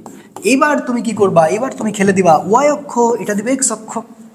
ঠিক আছে, এবার দেখো আগের বার কি করছিল, আগের বার তুমি এখান থেকে সামনে ইয়ে করছিলা, বাট এবারের যে ব্যাপারটা ঘটবে, এবার এটা হবে y অক্ষ, এটা হবে x অক্ষ। এবার যে ব্যাপারটা ঘটবে, এই যে দেখো, এই যে খেয়াল করো, এবার এতটুকু হচ্ছে 30 ডিগ্রি বাদ দেব, এই তো পূর্ণ স্পন্দন মেরে দিলাম। ঠিক আছে, যদি আমার মাইনাস থাকে, মাইনাস থাকলে পরে, প্লাস থাকলে আগে। ওকে, আচ্ছা তাহলে এখন এটা কি করবা? এটা তো সেম জিনিস করবে, এবার এখান থেকে শুরু করবো, এই এই এই এই এই তো। তাহলে এটা হচ্ছে 30 ডিগ্রি, এটা হচ্ছে 30 ডিগ্রি, এটা হচ্ছে ওয়াই অক্ষ আর এটা হচ্ছে এক্স অক্ষ। বুঝতে পারছো? এটা হচ্ছে ওয়াই অক্ষ, এটা হচ্ছে এক্স অক্ষ।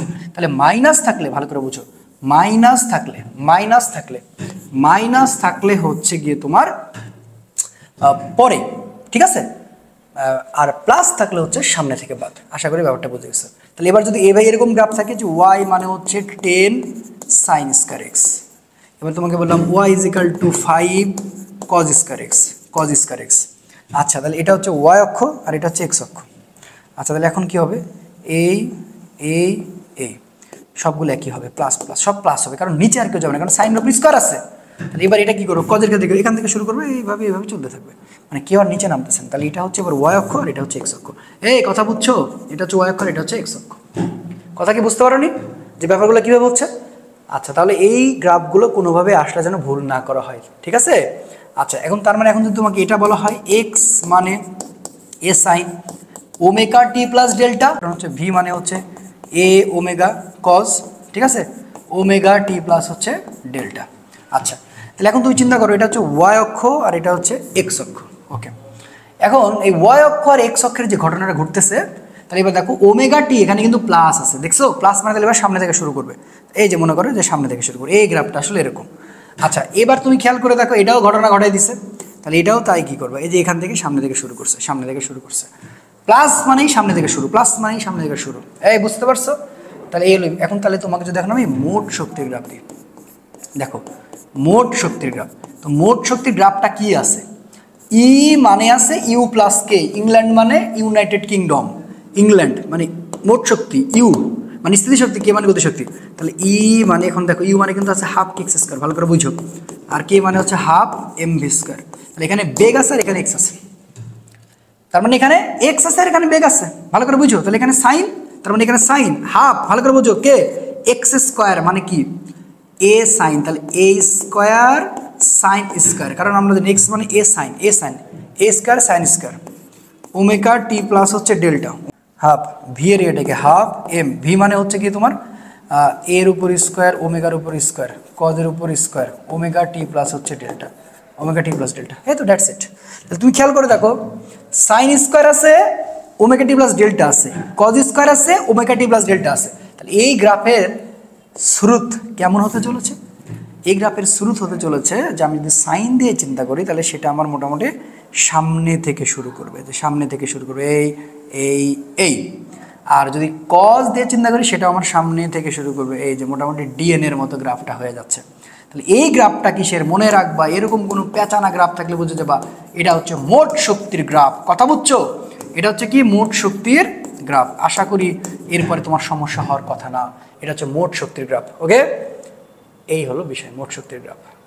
আশা করি বুঝছো, মোট শক্তির গ্রাফটা বুঝছো, আশা করি বুঝছো।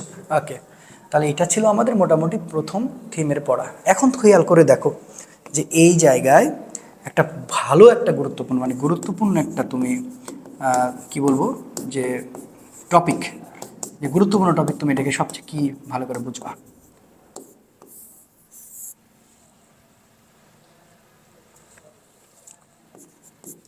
সেটা হচ্ছে ব্যবকলনীয় সমীকরণ। এটা দিয়ে তুমি খুব ভালো মতন ম্যাথ পাবা, ব্যবকলনীয় সমীকরণ। হ্যাঁ, তো ব্যবকলনীয় সমীকরণের ম্যাথ পাওয়ার আগে একটা কথা মনে রাখবা, তোমাকে ওমেগা জানা লাগবে। বারবার আমি বলছি ওমেগা মানে 2πn/t।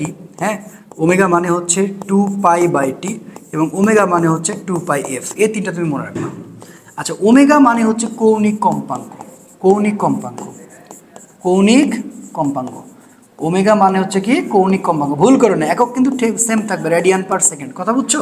বাট এখানে একটু নামটা আলাদা, গতির সাথে গতি হচ্ছে কৌণিক বেগ আর এখানে হচ্ছে কৌণিক কম্পাঙ্ক। কথা বুঝছো? এখানে কি কৌণিক কম্পাঙ্ক।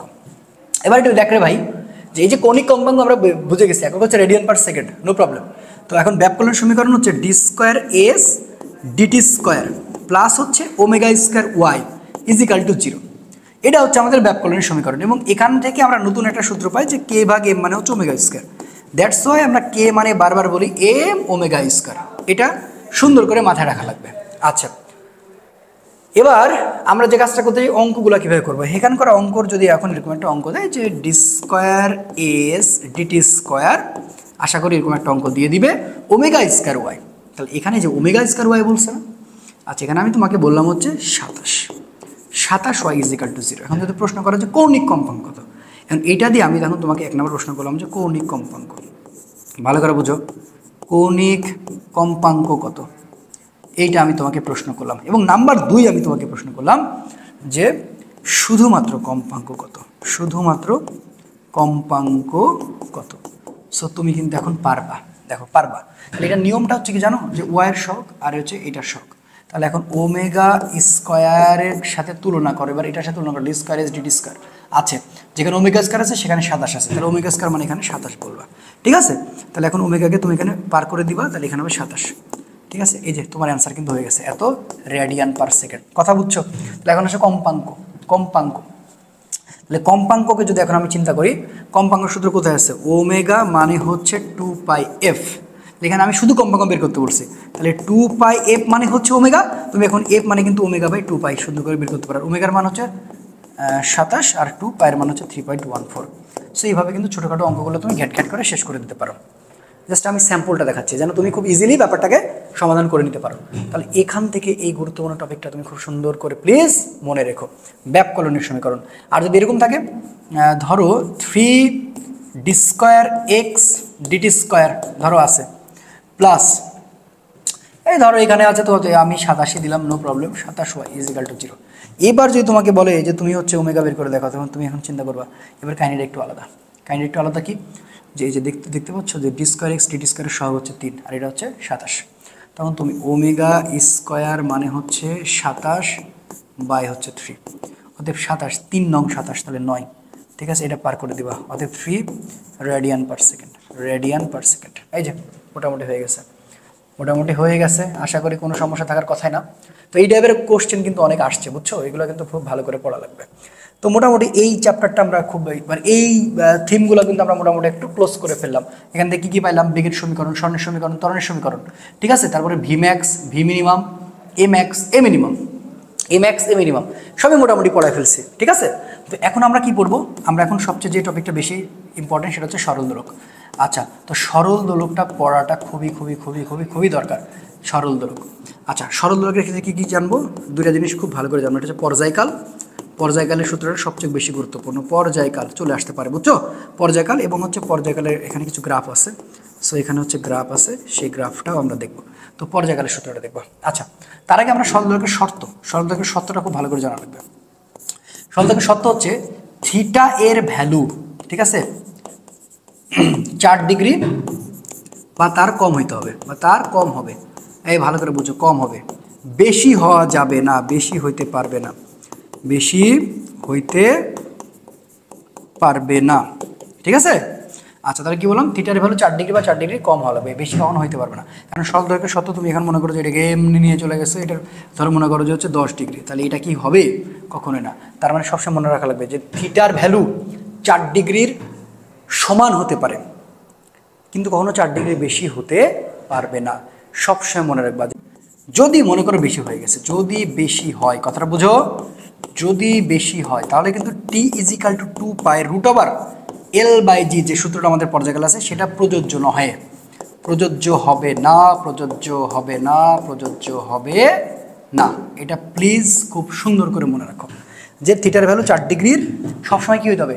কম হইতে হবে। তাহলে এখানে না একটি স্প্রিংয়ের ব্যাপার স্যাপার আছে, এখানে স্প্রিংয়ের একটা ব্যাপার খুবই সুন্দর কেরাবার লাগানো আছে, কথা বুঝছো? আচ্ছা, এখন একটু আমি তোমার বোঝা বলি যে এখানে আসলে কি তুমি বেশি পড়বা। তো দেখো, এখানে আমাদের জানা লাগবে টি ইজিক্যাল টু 2π√L/g, √L/g, ঠিক আছে, √L/g। তো এখন তুমি খেয়াল করে দেখো যে এই যে একটা সূত্র, এটা দিয়ে সবচেয়ে বেশি অঙ্ক চলে আসতে পারে। তো এখন আমি যদি এখন তোমাকে বলি যে এখানে একটা গ্রাফ দেখো, টি স্কয়ার ভার্সেস এল, ধরো টি স্কয়ার ভার্সেস এল আমি তোমাকে বললাম। আচ্ছা, তখন তুমি চিন্তা করো তো যে টি এর উপর তুমি স্কয়ার করে দিবা, হ্যাঁ, তাহলে এটা হবে 4π², কথাটা বুঝো। তাহলে এটা করলে কি হয়? L/g, ওকে। তাহলে এখন তুমি লক্ষ্য করে দেখো যে এইখানে আরেকটা কাজ করা যাইতে পারে কিনা। টি স্কোয়ার ইজিক্যাল টু 4π² বাই হচ্ছে জি ইজিক্যাল টু এল। তাহলে এটা হচ্ছে কনস্ট্যান্ট, তাহলে এটা যদি কনস্ট্যান্ট তাহলে টি স্কোয়ার প্রপোর্শনাল এল, এবং টি স্কোয়ার প্রপোর্শনাল এল এর গ্রাফটা কিন্তু অলওয়েজ মনে রাখবা মূল বিন্দুগামী সরল রেখা। এটা টি আর এটা এল। এখন বলতে পারো ভাই আপনি তো শিখেছেন ওয়াই আর এক্স এর যদি এখানে 1 আর এটা 2 হয় তাহলে পরাবৃত্তাকার, এটা পরাবৃত্তাকার কেন হলো না? হবে না, কারণ এটা তো আমি পরিষ্কার করেছি, ইচ্ছা করে তো করি নাই, মানে আমি তো মানে ইচ্ছাতে হয়ে যায়নি, আমি জাস্ট এটা কী করছি, ইকুয়েশনের সাক্ষাতে করেছি। তো এই গ্রাফটা মনে রাখবা, সো এটা কিন্তু চলে আসতে পারে, কথা বুঝছো? টি স্কোয়ার ভার্সেস এল আমার পিডিএফে খুব সুন্দর করে ব্যাপারগুলো দিয়ে রাখছি, যাও, টি স্কোয়ার ভার্সেস এল, টি স্কোয়ার ভার্সেস এল, ওকে। আচ্ছা, এখন এই যে বিষয়টার সাথে সাথে সবচেয়ে গুরুত্বপূর্ণতার জায়গাটা দাঁড়াচ্ছে টি ইজিক্যাল টু 2π√L/g, এই যে জায়গাটা টি ইজিক্যাল টু 2π√L/g, এই যে বিষয়টা, এই বিষয়টা হচ্ছে যে পর্যায়কালের সূত্র, এটা হচ্ছে পর্যায়কালের সূত্র, কথাটা বুঝো, পর্যায়কালের সূত্র, ঠিক আছে। তো পর্যায়কালের যে সূত্রটা এখানে দাঁড়াচ্ছে সেখানে তোমাদের খুব ভালো করে বোঝা লাগবে, যেটা হচ্ছে পর্যায়কালের সূত্র। এই পর্যায়কালের সূত্রের মধ্যে আবার কে ঝামেলা করবে? পর্যায়কালের সূত্রের মধ্যে ঝামেলা করবে হচ্ছে গিয়ে spring related. So spring related ব্যাপারগুলো তোমাকে বোঝা লাগবে, স্প্রিং সংক্রান্ত। আচ্ছা, তো স্প্রিং সংক্রান্তর যে বিষয়গুলো দাঁড়াচ্ছে সেটা হচ্ছে পর্যায়কালের সূত্র T=2π√m/k। এখন ইঞ্জিনিয়ারিং কনসেপ্ট হলে ভাই কে এর মধ্যে অনেক কিছু আছে, তোরা আমি বুঝাইতাম, বাট দরকার নাই। শুধু আমি এতটুকু বলি, স্প্রিংয়ের আবার সমবায় আছে, তাহলে মনে রাখবি যে স্প্রিংয়ের কিন্তু আবার সমবায় আছে। স্প্রিংয়ের সমবায় তোর হচ্ছে দুইটা, বুঝছিস? দুইটা ভাই, একটা হচ্ছে কি জানিস, একটা হচ্ছে যে শ্রেণী সমবায়, একটা হচ্ছে শ্রেণী সমবায়। Okay fine. এবং আরেকটা হচ্ছে কি, আরেকটা হচ্ছে সমান্তরাল সমবায়, আরেকটা হচ্ছে সমান্তরাল সমবায়। একটা হচ্ছে সমান্তরাল সমবায়। একটা হচ্ছে শ্রেণী সমবায় এবং আরেকটা হচ্ছে সমান্তরাল সমবায়। সো বোঝা লাগবে। এটা হচ্ছে শ্রেণী সমবায়, আরেকটা হচ্ছে সমান্তরাল সমবায়। তার মানে এটাকে আমি এখন বলবো কেস, এটাকে বলবো হচ্ছে আমি কেপি। এবার মজার বিষয়, এদের সূত্রটা কিন্তু একটু উল্টা কেমন? 1/k1, 1/k2 অ্যান্ড 1/k3, এইভাবে kn পর্যন্ত চলতে থাকবে, কিন্তু কেপির ব্যাপারটা হচ্ছে k1 প্লাস হচ্ছে k2 প্লাস হচ্ছে k3, এইভাবে সুন্দর করে kn পর্যন্ত চলতে থাকবে। মানে উল্টা, রোধের উল্টা। এখন তোর এই স্প্রিংটা যদি এমনি দেওয়া থাকে, দেখ ভাই, এই যে দেখ, এটা কিন্তু সিরিজে আছে, কিন্তু যদি এখন আমি তোর এমনি দিই, এখানে দিই, এইভাবে দিই, তাহলে এটা হচ্ছে কিন্তু সমান্তরাল। এটা কিন্তু সমান্তরালেই আছে, ভালো করে বুঝতে হবে। এটা সমান্তরাল আছে। এই জায়গাটা ক্লিয়ার হওয়া লাগবে। তাহলে এইভাবে যদি থাকে সমান্তরাল, এভাবে থাকে শ্রেণী, তাহলে এখন যদি আমি ঠিক এভাবে বলে দিতাম যে এটা হচ্ছে 10 নিউটন পার মিটার, এটা আমি বললাম 10 নিউটন পার মিটার, ভালো করে বোঝ, এটা বললাম 10 নিউটন পার মিটার, তাহলে তুই বাবা এটার জন্য কিভাবে কাজ করতিস? এই 10 আর 10 যেহেতু শ্রেণীতে আছে, তখন তুই বলতিস ভাই কেএস মানে হচ্ছে 1/10, এটাকে ইনভার্স করবো, তার মানে অ্যান্সার হবে 5 নিউটন পার মিটার। বুঝতে পারছি? অ্যান্সার হবে 5 নিউটন পার মিটার। তো এইগুলো পারবি ভাই ইনশাল্লাহ। তো এখন বিষয়টা হচ্ছে দুইটা সূত্রের জায়গায় দুইটা চেঞ্জের জায়গা। দেখ, T=2π√L/g, কিন্তু ভাই ভালো করে বোঝ। আর এবারে সূত্র হচ্ছে তোর T=2π√m/k, এটা একটু ভালো করে বোঝ। এখন ভাইয়া T=2π√m/k আর L/g এর যে বিষয়টা দাঁড়াচ্ছে, ঠিক আছে? আচ্ছা, এখন দেখ, চেঞ্জ করার জায়গা হচ্ছে জি, চেঞ্জ করার জায়গা হচ্ছে কে। ধর অনেক কঠিন অঙ্ক দিছে, 2π/L, ধর আমি তোকে বললাম জি ডেপ, মানে এটা হচ্ছে গভীরতায়, আর আমি তোরে বললাম যে এইচ উচ্চতায়, তো এল এখানে বলতাম জিএস। তাহলে এখন দেখ, জিডির তুই সূত্র কি জানিস? 1HR গুণ হচ্ছে জি, বলে যাস না। আর জিএস এর সূত্র কি জানিস? জিএস আর প্লাস এইচ, তারপরে স্কোয়ার, এটা হচ্ছে জি। এই হলো বিষয়। তো এই বিষয়টা খুব ভালো করে জানা লাগবে, ঠিক আছে? এটা কোনোভাবে ভুল করা যাবে না। তাহলে আমরা এখান থেকে পেয়ে গেলাম T=2π√, এখন m/k। এখন এই কেটাকে দেখ ভাই, আমি যদি এখন কেএস ব্যবহার করি, তুই অবশ্যই বুঝবি এটা হচ্ছে শ্রেণী, আর তোকে যদি এখন আমি কেপি অ্যাড করি, তাহলে অবশ্যই তুই বুঝবি এটা হচ্ছে সমান্তরাল। সো এইটা নিয়ে মনে না কোনো সমস্যা রাখার কথা আছে, জাস্ট এখানে রিপ্লেস করে দিবে, এবার দেখ ভাই, এবার আমরা পড়বো হচ্ছে সরল দোলকের সূত্রাবলী, ঠিক আছে? সরল দোলকের সূত্রাবলী থেকে কিন্তু প্রচণ্ড পরিমাণে গুরুত্বপূর্ণ ইনফরমেশন আছে, এই ইনফরমেশনগুলো তোর হচ্ছে জানা লাগবে, ঠিক আছে? তো এখানে প্রথম, দ্বিতীয়, তৃতীয় সূত্র অনেকগুলো আছে, প্রত্যেকটার একই রকম বেস, যে যদি কৌণিক বিস্তার সরল দোলকের 4 ডিগ্রি বা 4 কম হবে, 4 ডিগ্রি বা কী হবে, তার কম হবে। তো আমি এখানে যে কথাটা বলতে চাই যে ভাই, দ্বিতীয় যে সূত্রটা আছে তোর, এই দ্বিতীয় সূত্র আর হচ্ছে তৃতীয় সূত্র, এই দুইটা জায়গায় তোর হচ্ছে খুব সুন্দর করে জানা লাগবে। সো দ্বিতীয় সূত্রের ব্যাপারটা কি? T∝√L। আচ্ছা, তৃতীয় সূত্র হচ্ছে T∝1/√g, ঠিক আছে? এই কথাটা সুন্দর করে বোঝা লাগবে। তো এখান থেকে আমরা কি বুঝলাম, যে সময়ের সাথে আমার লেন্থ হচ্ছে কি বাড়বে, তার মানে হচ্ছে T1 যদি T2 হয়, তাহলে √L1/√L2 হবে। আচ্ছা, এবার এখানে কি ঘটবে? এখানে যদি ঘটে হচ্ছে T1/T2, তাহলে এখানে তোর হবে G2/G1, ঠিক আছে? তো এই সম্পর্কগুলো খুব ভালো করে যত্ন সহকারে দেখবি, কারণ গুচ্ছতে আমি আবার বলতেছি, কোশ্চেনগুলো হবে থিওরি বেসড। আমি বারবার একই কথা বলছি, কোশ্চেন হবে থিওরি বেসড। এমন কিছু হবে না যে বুয়েট থেকে আসছে, বুয়েটে যে তোকে না পারলে তোর জীবন শেষ, এরকম কিচ্ছু না ভাই আমার, ঠিক আছে? তো এই জিনিসগুলো খুব ভালো করে যত্ন সহকারে দেখবি। আরেকটা বলি, আরেকটা জিনিস কথা বলতে ভুলে গেছি, সেটা হচ্ছে স্প্রিং সংক্রান্তর যে ঘটনাগুলো থাকবে, ধর এরকম টাইপের ম্যাথ চলে আসতে পারে। সেটা কেমন? ধর এখানে কি করছে, একটা প্রসঙ্গ কাঠামো, এখানে ধর মনে করো যে একটা বস্তু, এটা ধর হচ্ছে স্প্রিং, তো এই স্প্রিং হচ্ছে একটা অগ্রভাগে একটা বস্তুকে ঝুলাই দিবে। এখন যদি ঝুলাই দেয় তাহলে এর ওজন কাজ করবে কিন্তু তো নিচের দিকে। তো আমরা সবাই জানি এফ এ মানে এজেন্ট কর্তৃক এক্স এর সাথে সম্পর্ক হচ্ছে সমানুপাতিক। তার মানে যদি কেউ তোর হচ্ছে যে এজেন্ট কর্তৃক হচ্ছে টানাটানি করে, তাহলে তার স্মরণটা কী পাবে? স্মরণটা তোর বৃদ্ধি পাবে। দ্যাটস ওয়াই এফকে যদি তুই ভাঙাস তাহলে হচ্ছে তুই পাচ্ছিস mg, ওকে? আর এটা যদি সমান করে দে তাহলে পাচ্ছিস ভাই তুই kx। তো maximum mg equal to kx দে, তোর সূত্রটা ম্যাক্সিমাম বের করতে বলতে পারে, ঠিক আছে? আমি কি কি বলছি বুঝতে পারছিস ভাই? তো এই সূত্রটা তুই খুব ভালো করে দেখে যাবি, এই সূত্রটা তুই খুব ভালো করে দেখে যাবি। এখান থেকে তুই একটা ম্যাথ মোটামুটি 95% আমি বলে দিলাম, যদি এখান থেকে প্রশ্ন আসে তুই কমন পেতে পারিস। আচ্ছা, এবার বিভিন্ন তোর হচ্ছে যে এই কি বলে চন্দ্র গ্রহ বা বিভিন্ন গ্রহের কিন্তু ম্যাথ চলে আসে। তো এই ম্যাথগুলো আসার সম্ভাবনা খুব একটা বেশি না, তবে চলে আসতে পারে। কারণ হচ্ছে কি, যে এই অঙ্কগুলো ক্যালকুলেটর ছাড়া করা আসলে খুবই অসুবিধা। তারপরে তুই কনসেপ্টটা একটু বুঝে নিবি যে দেখ ভাই T1/T2 এখানে সেকেন্ড দোলকের মান, তো T1কে যদি আমি সেকেন্ড দোলক ধরি তার মান হচ্ছে 2 সেকেন্ড, ঠিক আছে? এখন আমাকে T2 বের করাবো বলতে পারে, তাহলে এটার সাথে তোর সম্পর্কটা কী হবে? সম্পর্কটা হবে G2/G1 এর, ঠিক আছে? তখন তুই জি এর মানটা বসাই দিবি। জি এর মানটা কি ভাই? GM/R², ঠিক আছে?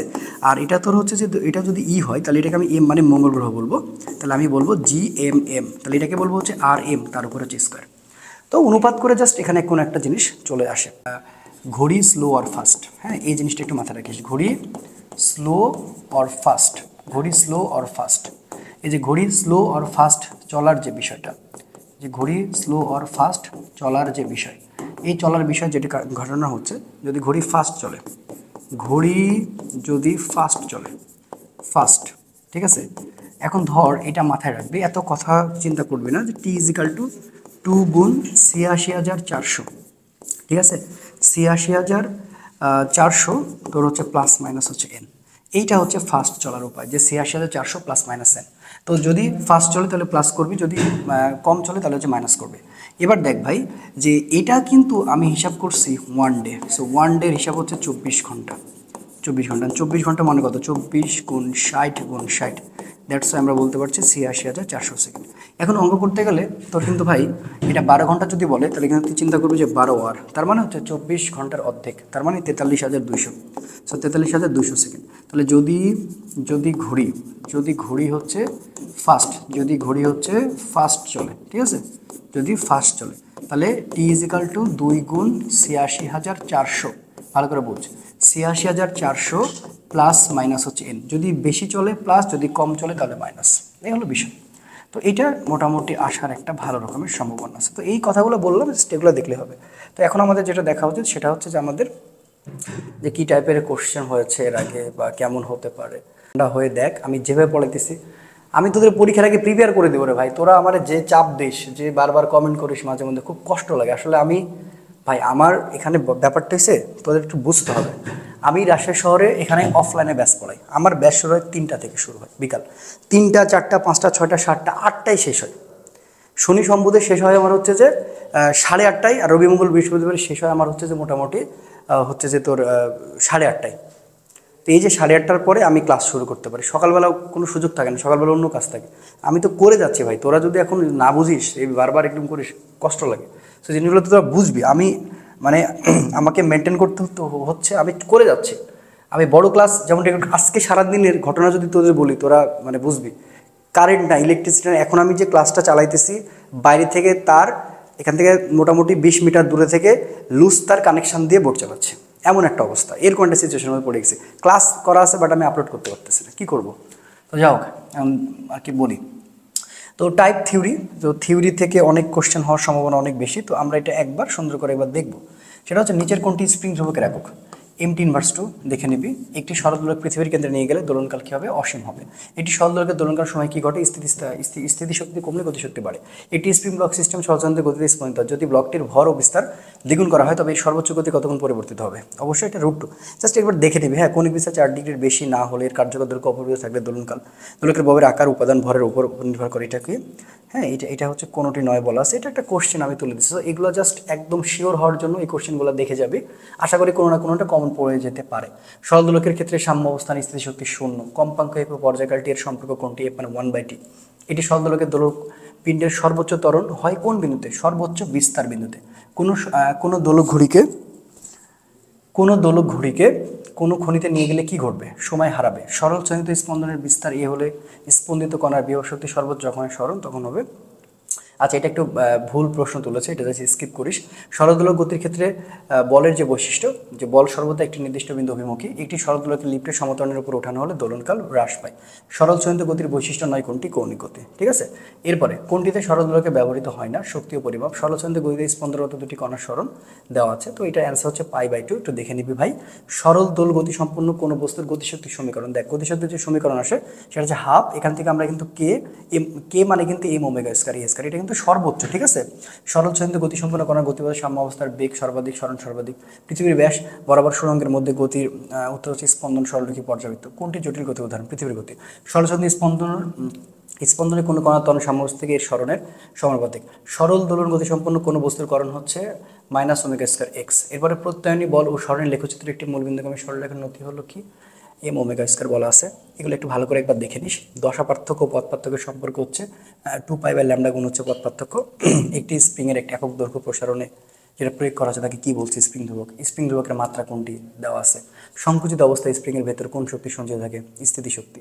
সো এগুলো একটু ভালো করে দেখবি। এবার টাইপ সূত্র সমীকরণ থেকে কি টাইপের সূত্র আসছে দেখ। কার্যকারী দৈর্ঘ্যের একটি সরল দোলকের দোলনকাল কৌণিক কম্পাঙ্ক যত হবে। দেখ, সূত্র হচ্ছে ভাই 2π, t = 2π। দেখ, t = 2π √L/g। ঠিক আছে, তো এইটা বলা আছে যে ব্যাখ্যা দেওয়া আছে। দেখ, এখান থেকে আমরা mg = kl, আমি বারবার বললাম যেখান থেকে একটা ভালো একটা ম্যাথ চলে আসে। যে দেখ ভাই, আমরা যদি একটু চিন্তা করি যে mg মানে kl কেন হয়েছে, কারণ হচ্ছে দেখ আমরা জানি যে ওমেগা k/m মানে হচ্ছে ω², রাইট? তাহলে সেখানে আমরা যদি হচ্ছে এখন ওমেগা ফাঁকা করি তাহলে √k/m। তো mg মানে কেএল, এটা করে আসলে আমরা এই যে km মানে হচ্ছে জেল বলতে পারি, কারণ এখানে আমরা খুব ভালো করে জানি যে f মানে হচ্ছে 1/t। সো টি এর যদি এখন উল্টা করতে যাই তাহলে আমাকে চিন্তা করা লাগবে হচ্ছে f মানে 1/t, তাই না? আর হচ্ছে যে 2πf মানে হচ্ছে কিন্তু ওমেগা। তাহলে এখন এখান থেকে যদি আমি এফ নিই তাহলে ওমেগা বাই হচ্ছে 2π। সো দ্যাটস ওয়াই এটা কিন্তু হচ্ছে উল্টা। সো mg মানে কেএল এখান থেকে আসছে, এত ঝামেলা করার দরকার নেই। তো টি মানে যে 2π, দেখ আমি ব্যাখ্যা দিয়ে রাখছি যে 2π, যে টি মানে এবার দেখ তাহলে এটা কই থেকে আসছে? এটা আসছে হচ্ছে ওমেগা মানে হচ্ছে 2π/t। দ্যাটস আমি যদি এখন টি নিই তাহলে হচ্ছে 2π হচ্ছে ওমেগা। তাহলে এখন 2π এর মানটা হচ্ছে m/k বা l/g, আমি যে কোনো একটা বসাতে পারি। সো অ্যান্সার হচ্ছে কি 2π/L/g বা g/L। সো এটা ভুল করা যাবে না ভাই, প্লিজ একটু দেখে নিস। হ্যাঁ, আচ্ছা, এরপরে দেখ একটি সেকেন্ড দোলকের কম্পাঙ্ক দেওয়া আছে এত, অ্যান্সার হচ্ছে 0.5। কেন? f মানে 1/t, হাফ করলে এটা হয়। তারপরে a sin ω/t + ডেল্টা সমীকরণ অনুসারে x এর কোন মানের হয়? অ্যান্সার হচ্ছে 0। কেন? ব্যাখ্যা তো দেখ ভাই, a মানে কি ত্বরণের সূত্র -ω²x, x এর মান 0 তাহলে a মিনিমাম 0, a মিনিমাম যে 0 আমি কিন্তু অলরেডি লিখে দিয়েছিলাম। সরলচন্দ্র কোনো কণার সর্বোচ্চ ত্বরণ কত? এই যে ω²x আছে। সরল ছন্দ সম্পূর্ণ কণার সর্বোচ্চ ত্বরণ কত? এটা হচ্ছে ω²x। এখন ω²x যখন সরণ সর্বোচ্চ তখন ত্বরণ হয় সর্বোচ্চ, তখন আমরা এটাকে আসলে এভাবে বলবো। এখানে একটা ছোট্ট ভুল আছে, ω²a হবে। হ্যাঁ, ω²a হবে। তো এটা হচ্ছে যে সরল ছন্দিত সম্পূর্ণ কোনো কণার সর্বোচ্চ ত্বরণ হচ্ছে a max। হ্যাঁ, a max মানে হবে তোর ভাই ω² হচ্ছে a, এক্সটা হবে হচ্ছে a, কারণ সরণটা কি হবে? সরণটা বিস্তার হয়ে যাবে। এখন দেখ বাবা, এখান থেকে কিন্তু মাত্রা একক মানে চলে আসবে, তার কোনো ভুল নেই। এখানে এই অধ্যায় থেকে মাত্রা শুধু আসছে স্প্রিং ধ্রুবকের, তো যা আসতে পারে আমি দিয়ে দিচ্ছি, যা আসতে পারে কম্পাঙ্কের একক একটু দেখে যাবে, হাজ পার সাইকেল। ঠিক আছে, তারপর হচ্ছে কম্পাঙ্কের মাত্রা, এই যে টি/1 স্প্রিং ধ্রুবকের মাত্রা, এটা সুন্দর করে দেওয়া আছে। তো এর বাইরে আসলে আসার সম্ভাবনা আসলে এখানে নাই। ওকে, আচ্ছা, এরপর হচ্ছে এক্সট্রা ইনফরমেশন, আরও কিছু ইনফরমেশন দিয়ে রাখছে যেগুলো আসলে আমাদের খুব সুন্দর করে দাগায় দাগায় পড়া লাগবে। তো আমি চল একটু তোদের সুন্দর করে পড়াই দিই যেন এগুলো আসলে তোদের কোনোভাবে মিস না যায়। হ্যাঁ, পর্যাবৃত্তিক গতি হচ্ছে দুই প্রকার, একটা হচ্ছে স্থানিক আর একটা হচ্ছে কালিক। তারপরে উদাহরণ কি? উদাহরণগুলো দেওয়া আছে যে ঘড়ির কাঁটার গতি, তারপরে সূর্যের গ্রহগুলোর গতি, উলম্ব স্প্রিংয়ের গতি, তরঙ্গের উপরে কোনো কণার গতি, স্ফটিকের মাঝখানে পরমাণু কার্যক্রম, ধান খেতে ঢেউয়ের গতি, ঋতু পরিবর্তন, জোয়ার ভাটা, হার্টবিট, সরল দোলকের গতি, শার্টের ডোরা, ইলেকট্রিক পোল। ঠিক আছে, এগুলো কিন্তু সব উদাহরণ দেওয়া আছে। আচ্ছা, এরপরে ভাই দেখ আরও পড়তে হবে যে স্পন্দন গতি বা দোলন গতি, পর্যাবৃত্ত গতি সম্পন্ন কোনো বস্তু পর্যায়কালের অর্ধেক সময়, এটাকে স্পন্দন গতি বলতেছে। ওকে ফাইন, কোনো সমস্যা নেই। সরল ছন্দিত এখানে যেটা পড়বি তুই, সরল ছন্দিত স্পন্দনের ক্ষেত্রে ত্বরণ এ সরণ এক্স এর মধ্যে সম্পর্ক হলো এ proportional x, that's Y A এখানে আমরা মাইনাস কে এক্স করেছি। এবং উদাহরণ দেখ এখানে লেখা আছে কম বিস্তারে, এই যে দেখ আমি বললাম না 4 ডিগ্রি কম হওয়া লাগবে, হ্যাঁ, তো অসমতা 4 ডিগ্রি সমান হতে পারে কিন্তু বেশি হওয়া যাবে না। তাহলে এখানে কি বলছে, সরল দোলকের গতি, স্প্রিংয়ের উলম্ব কম্পন হচ্ছে ঘড়ির ব্যালেন্স চক্র, কম্পমান সুরশোলাকার গতি হচ্ছে গিটারের কম্পমান তার্মিক গতি, পানিতে সৃষ্ট তরঙ্গের ক্ষেত্রে হচ্ছে পানি কণার গতি। সরল ছন্দিত স্পন্দনটির বৈশিষ্ট্যগুলো একবার দেখে নিবি। এর গতি পর্যাবৃত্ত গতি, এটি একটি স্পন্দন গতি, নির্দিষ্ট সময় পরপর এরা বিপরীতমুখী হয় এবং সরলরৈখিক গতি হয়। তো ভাইয়া এগুলো না খুব সুন্দর করে একবার করে দেখে নিতে হবে, এগুলো কোনোভাবেই ছাড়া যাবে না। সরলরৈখিক সূত্রগুলির মধ্যে দেখ আমি সবচেয়ে আমার কাছে গুরুত্বপূর্ণ মনে হয়েছে দ্বিতীয় আর তৃতীয় সূত্র। তো সুন্দর করে লেখা আছে যে বিস্তার 4 ডিগ্রির মধ্যে থাকলে কোনো নির্দিষ্ট স্থানে সরল দোলকের দোলনকাল তার কার্যকর দৈর্ঘ্যের বর্গমূলের সমানুপাতিক টি প্রপোর্শনাল রুট এল। তৃতীয় সূত্র ত্বরণের সূত্র, বিস্তার 4 ডিগ্রি থাকলে নির্দিষ্ট কোনো সরল দোলকের ওই দোলনকাল স্থানে অভিকর্ষ ত্বরণের বর্গমূলের ব্যস্তানুপাতিক টি প্রপোর্শনাল 1/√g। দোলকের ব্যবহার, সো দোলকের ব্যবহারটা যদি আমরা দেখি, দোলকের ব্যবহারটা কি বলতেছে যে অভিকর্ষ ত্বরণ জি এর মান নির্ণয় করা যায়, পাহাড়ের উচ্চতা নির্ণয় করা যায়, সময় নির্ণয় করা যায়, এগুলো একটু ভালো করে দেখবি এই থিওরিগুলো। হ্যাঁ, তারপর যে সময় নির্ণয়ের যে ব্যাপারটা আছে দেখ, শীতকালে ঘড়ি দোলনকাল কমে যায় এবং ঘড়ি দ্রুত চলে, এখান থেকে কিন্তু একটা প্রশ্ন তুই পেয়ে যেতে পারিস যে সময় নির্ণয়ের ব্যাপারটা কি বলছে ভাই। দেখ যে শীতকালে ঘড়ির দোলনকাল কমে যায় এবং ঘড়ি দ্রুত চলে, গ্রীষ্মকালে ঘড়ির দোলনকাল বেড়ে যায় এবং ঘড়ি ধীরে চলে, মেরু অঞ্চলে ঘড়ি বিষুবীয় অঞ্চলের চেয়ে দ্রুত চলে। ঠিক আছে, এটা হলো মাথায়, এই জিনিসটা মাথায় রাখতে হবে। ওকে, আচ্ছা আরও কি আছে, শরৎ দোলকের দোলনকাল বাড়বে যেখানে জি এর মান কমবে, দোলকটি খনিতে বা পাহাড়ের উপরে নিলে, দোলক চন্দ্রপৃষ্ঠে নিলে, সমতরণের লিফট নিচে চললে, ক্রিয়াশীল ত্বরণ জি মাইনাসে, আর দোলকটি পারদ দ্বারা অর্ধপূর্ণ করলে, গ্রীষ্মকালে কার্যকর দৈর্ঘ্য বাড়ালে, দোলক মেরু অঞ্চল থেকে বিষম অঞ্চলে নিলে, তাপমাত্রা বৃদ্ধি পেলে ধাতু দ্বারা নির্মিত গোলকের ক্ষেত্রে, দোলনকাল কমবে কখন, শীতকালে বা তাপমাত্রা কমলে, দোলকপিণ্ড ধাতু দ্বারা নির্মিত হলে, কার্যকরী দৈর্ঘ্য কমালে, দোলক বিষম অঞ্চল থেকে মেরু অঞ্চলে নিলে, সমতরণ লিফট উপরে উঠলে ক্রিয়াশীল ত্বরণ হচ্ছে G+A হয়। হ্যাঁ, আচ্ছা এরপরে দেখ দোলনকাল অসীম হবে, দোলককে ঘৃণ্যমান কৃত্রিম উপগ্রহের মধ্যে নিলে, দোলককে পৃথিবীর কেন্দ্রে নিলে, তবে দোলনকাল অপরিবর্তিত থাকবে কখন, এগুলা কিন্তু খুব ভালো করে, এগুলো হুদায় কিন্তু দেখ দোলনকাল অসীম হবে কখন ভালো করে বুঝ। এই টাইপের কোশ্চেন কিন্তু তুই এখান থেকে কমন পেয়ে যেতে পারিস, ভালো করে পড়, এটা ভালো করে পড়। কি বলছি যে দোলনকাল অসীম কখন হবে, যখন দোলকের ঘূর্ণয়মান কৃত্রিম উপগ্রহের মধ্যে নিলে আর দোলককে পৃথিবীর কেন্দ্রে নিলে। আচ্ছা দোলনকাল অপরিবর্তিত থাকবে কখন, দোলক সমবেগে চলন্ত লিফটে নিলে, দোলক ফাঁপা হয়ে নিরেট হলে, ফাঁপা দোলকপিণ্ড পারদ দ্বারা পূর্ণ করলে এবং সীসার দোলকপিণ্ডের পরিবর্তে পিতলের দোলকপিণ্ড নিলে। তো এই জিনিসগুলো কিন্তু ম্যাটার অফ দ্য জোক না, ঠিক আছে, এগুলো তোকে ভালো করে জানা লাগবে। আমি সুন্দর করে ইনফরমেশনগুলো দিচ্ছি ভালো করে। দোলনকাল কমবে কখন ভালো করে বোঝ, দোলনকাল কমবে, শরৎ দোলকের দোলনকাল বাড়বে যেখানে জি এর মান কমবে, একটু মানে খুবই সুন্দর করে দেখতে হবে, এখানে কোনো রকম অপশন নাই, জাস্ট দেখে যাবে একটা না একটা কমন পেয়ে যেতে পারিস, একটা না একটা কমন পেয়ে যেতে পারিস। তো এই ইনফরমেশনগুলো তোর খুব ভালো করে দেখা লাগবে। এবার এখান থেকে ম্যাথ কোনগুলো করবে, এখান থেকে ম্যাথ খুব বড় বড় মাপের করা লাগবে না, এরকম কিছু না, এগুলো চলে আসতে পারে। ঠিক আছে, তো এই অঙ্কটা আমরা কীভাবে করবো, কি বলতেছে আমরা বলছে 6d² x dt² আর 150x, তাহলে এটা হচ্ছে কি ব্যাপকলনের সমীকরণ। আমরা যে ম্যাথের এই টাইপের অঙ্ক বেশি আসতে পারে, তাহলে d²x এটা হচ্ছে কি dt², এখানে আছে 6, এখানে আছে তো 150, তো এটা কি বলা লাগবে, এই টাইপের ম্যাথগুলো বেশি আসবে। ঠিক আছে, তো ওমেগা স্কয়ার মানে তোকে মাথায় রাখতে হবে 150 প্লাস হচ্ছে 6। ঠিক আছে, দেন যা পাবি এটা আবার কি জাস্ট ওমেগা করে দিবি, মানে এখানে রুট করে দিবি, তাহলে অ্যান্সার 25 থেকে সম্ভবত 5 হয়। ঠিক আছে, তো এই হলো বিষয়। আচ্ছা তারপরে আমরা দেখব আরও একটা এই টাইপের অঙ্ক আসছে, দেখ ভাই এটা কি বলা লাগবে, 27কে 3 দিয়ে ভাগ দিবি, 27কে 3 দিয়ে ভাগ দিলে তোর হচ্ছে এখানে 3 থাকে, 9 থাকে, 9-এর উপর আবার ইয়ে করলে 3 আসে। হ্যাঁ, এই টাইপের অঙ্ক একই আসবে। 3 আবারও দেখ 3কে 48 দ্বারা ভাগ দিবি, হ্যাঁ 48কে 3 দ্বারা ভাগ দিবি, যেটা পাবি তার উপরে স্কোয়ার করে দিবি ভাই। আচ্ছা আচ্ছা তারপরে সেম অঙ্ক 100 আছে, তাহলে আমরা 100কে কত দিয়ে ভাগ দেবো। আচ্ছা অ্যান্সারটা ব্যাপারটা কেমন হবে, আমি যে একটা দেখা দিচ্ছি, এই যে এখানে হচ্ছে 100 ভাগ হচ্ছে কত 4, ঠিক আছে, এটা কিন্তু ওমেগা, তাহলে ফ্রি করে দেওয়া লাগবে, তাহলে কত 25, তাহলে 25কে করলে কত হবে 5 রেডিয়ান পার সেকেন্ড। তো এই জিনিসগুলো মাথায় রাখতে। আরেকটা কথা বলি, এখান থেকে যদি তোর ম্যাথ আসে, তোর আসতে পারে সর্বোচ্চ বেগ দিয়ে, এটা একটু আমার কথাটা শোন, ভি ম্যাক্স মানে ওমেগা এ, এটা দিয়ে ম্যাথ তোর সম্ভবত বেশি আসবে, ভি ম্যাক্স ওমেগা এ। তো ওমেগা এটা আমি তো দেখাইছি খুব সুন্দর করে, ওমেগাকে মানে কী করতে আছে 2πn/, তুই টি করতে পারবি, এটা এ করতে পারবি, তারপর হচ্ছে 2πf, এটা হচ্ছে এ করতে পারবি। সো এই জিনিসগুলো মাথায় রাখতে হবে। হ্যাঁ, এগুলো কোনোভাবে ভুল করা যাবে না। দেখ অঙ্কটা যদি আমরা পড়ি কি বলতেছে, সর্বোচ্চ দ্রুতি মানে সর্বোচ্চ, তাহলে ভি ম্যাক্স মানে হচ্ছে ওমেগায় বের করা লাগবে, ওমেগাকে ভাঙা হচ্ছে, ওমেগার সূত্র কয়টা, ওমেগার সূত্র 1, 2, 3, সেখানে 2πf, এখানে এ বসানো হয়েছে, তার মানগুলো আমরা বসাইছি, জাস্ট গুণ করে দিলে অ্যান্সার কিন্তু হয়ে গেছে। আমি বলতে চাচ্ছি এখানে না দেখ সুন্দর করে আমি ব্যাখ্যা সহকারে দিয়ে রাখছি, জাস্ট অ্যান্সারটা মনে রাখার চেষ্টা করবি, এই যে দেখ শর্টকাটটা আমি দিয়ে রাখছি। ওকে, তো এই যে শর্টকাটটা দিলে অঙ্কটা কিন্তু হয়ে যাবে। আচ্ছা এগুলো একটু দেখে নিস ভাই, হ্যাঁ কম শুধু সময় কম। আচ্ছা এই অঙ্কটা একটু দেখে নিস ভাই, শর্টকাট সুন্দর করে দিয়ে রাখছি। এর মান 4 সেন্টিমিটার, গতিশক্তি এন এর মান। আচ্ছা সাম্যাবস্থানের দূরত্ব হচ্ছে এক্সট্রা বের করা লাগবে। তো এখানে হচ্ছে আমাদের সূত্র হচ্ছে শর্টকাট হচ্ছে a ইজিক্যাল টু √n, ঠিক আছে, প্লাস 1 তার সাথে হচ্ছে এক্স গুণ থাকবে। আচ্ছা তখন মানগুলো জাস্ট বসাই দিলে হয়ে যাবে। ওকে, তারপরে ভাই এই যে এটাও এই ম্যাথটাও দেখে নিবি 12 নম্বর অ্যান্সারটা মনে রাখিস প্লাস মাইনাস a/√2 এই টাইপের ম্যাথ চলে আসতে পারে, যে শর্টকাট সূত্র সুন্দর করে দিয়ে রাখছি আমি, পিডিএফ দিয়ে দিব, জাস্ট দেখে নিবি। এই ম্যাথগুলো কোনোভাবে বাদ দিবেন। এই যে দেখ আরেকটা ইম্পর্টেন্ট ম্যাথ আমি সুন্দর করে শর্টকাট দিয়ে রাখছি ভাই, দেখলে বুঝতে পারি যে শর্টকাট সূত্র একটা, হ্যাঁ √n+1 এখানে এক্স হবে, এখানে বিস্তারজন দেওয়া থাকবে, গতিশক্তি দেওয়া থাকবে, সুন্দর করে জাস্ট ভাই একবার করে দেখে নিবি। হ্যাঁ 80 সেকেন্ড দোলকের দৈর্ঘ্য অপরের ফলে এমনভাবে বৃদ্ধি পেল যে দোলনকাল পরিবর্তিত হয়ে 2.05 সেকেন্ড হলো, পরিবর্তিত অবস্থায় দোলকটির ঘন্টায় কত মিনিট দেরিতে যাবে। সো এই যে অ্যান্সারটা খুব সুন্দর করে রাখছে, সেকেন্ড দোলক 1 ঘন্টায়, অর্থাৎ 36 সেকেন্ডের দোলন দেয় 36/2 1800টি, অতএব পরিবর্তিত অবস্থায় 36 ভাই এটাকে ইয়ে করে দিবি, তাহলে অ্যান্সার হবে 1756। দেন দোলন কম কত দিচ্ছে ওখান থেকে এটা বাদ দিলে পেয়ে যাবে 44টি। ওকে, আচ্ছা তারপরে দেখ ভাই এটাও সেম অঙ্ক দেখলেই পারবি। আমি জাস্ট বেশি কথা বলতেছি না কারণ তোদের সময় কম, তোরা খুব মাথা গরম করে ফেলতেছিস, যত তাড়াতাড়ি ভিডিওগুলো দিয়ে আপলোড করা যেতে পারে। কে স্প্রিং ধ্রুবকের মুভ স্প্রিং মুক্ত প্রান্তের এক্স ঘটালে সঞ্চিত শক্তি সূত্র, সরাসরি সূত্র ইউ মানে হচ্ছে হাফ kx², কেমন।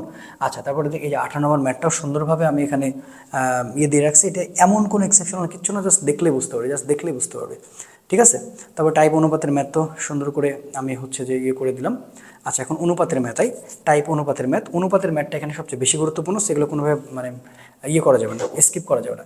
একটি সরল দোলকের দোলনকালটি এবং হচ্ছে দৈর্ঘ্য দ্বিগুণ করা হলে পরবর্তীতে দোলনকাল কত হবে। সো অ্যান্সার হচ্ছে √t, কারণ হচ্ছে আমরা সূত্র কি জানি T/√L/L, তাহলে টি এর সাথে এল এর সম্পর্ক হচ্ছে কি বর্গমূলের সমানুপাতিক। এটা হচ্ছে কত নম্বর সূত্র ছিল বলতো ভাই, এটা ছিল হচ্ছে 2 নম্বর সমীকরণ, দ্বিতীয় সূত্র।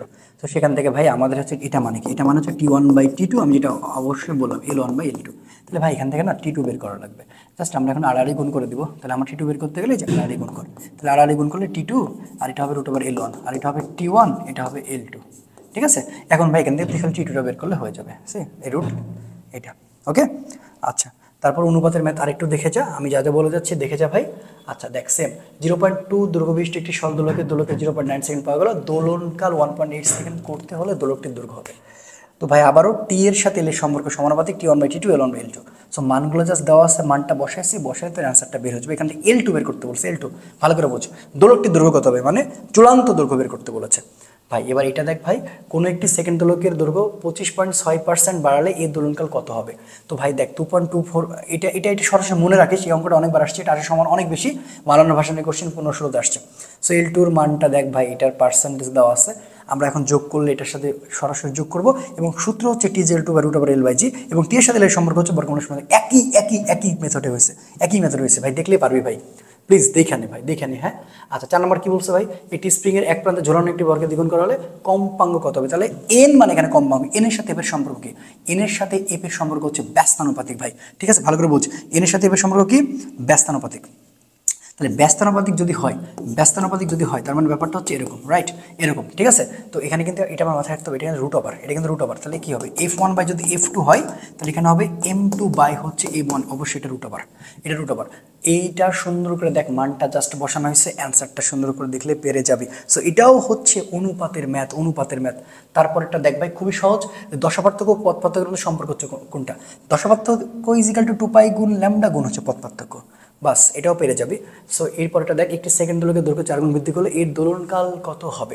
সো সরাসরি শর্টকাট সূত্র, যদি এরকম কখনো তোকে বলে তুই ভাই সুন্দর করে মাথায় রাখবি, সূত্রটা হচ্ছে T2 মানে হচ্ছে √n T1। ওকে, তাহলে এখানে কত এন এর মান কত বলছে 4 গুণ, তাহলে এটা হচ্ছে 4-এর মধ্যে থাকবে। T1 এর মানটা আমরা সবাই জানি, T1 এর মান হচ্ছে 2 সেকেন্ড, ঠিক আছে, সেকেন্ড দোলক, অর্থাৎ অ্যান্সার হয়ে গেছে। তাহলে এখানে 2, এখানে 2, অ্যান্সার হচ্ছে কত 4 সেকেন্ড। তো ভাইয়া এই ম্যাথগুলো আমি তুলে দিচ্ছি, খুব ভালো করে তুলে দিচ্ছি, জাস্ট এগুলো দেখবি ভাই, এগুলো দেখবি। হ্যাঁ আচ্ছা, এটি সরল দৈর্ঘ্যের দৈর্ঘ্য, এটাও সেম, টি এর সাথে এল এর সম্পর্ক কি ভাইয়া সমানুপাতিক, তাহলে টি এ যদি এখানে থাকে তাহলে এখানে এল এ থাকবে, টিভি থাকলে এখানে এলবি থাকবে, সেম ওই তো ভাই দেখে নিস ভাই, প্লিজ ভাই দেখে নিস। আচ্ছা এই যে মোটামুটি হয়ে গেছে। তো মোটামুটি আজকে শেষ করে দিলাম রাসায়নিক ধর্ম আর হচ্ছে কি বলে পর্যাবৃত্তিক গতি।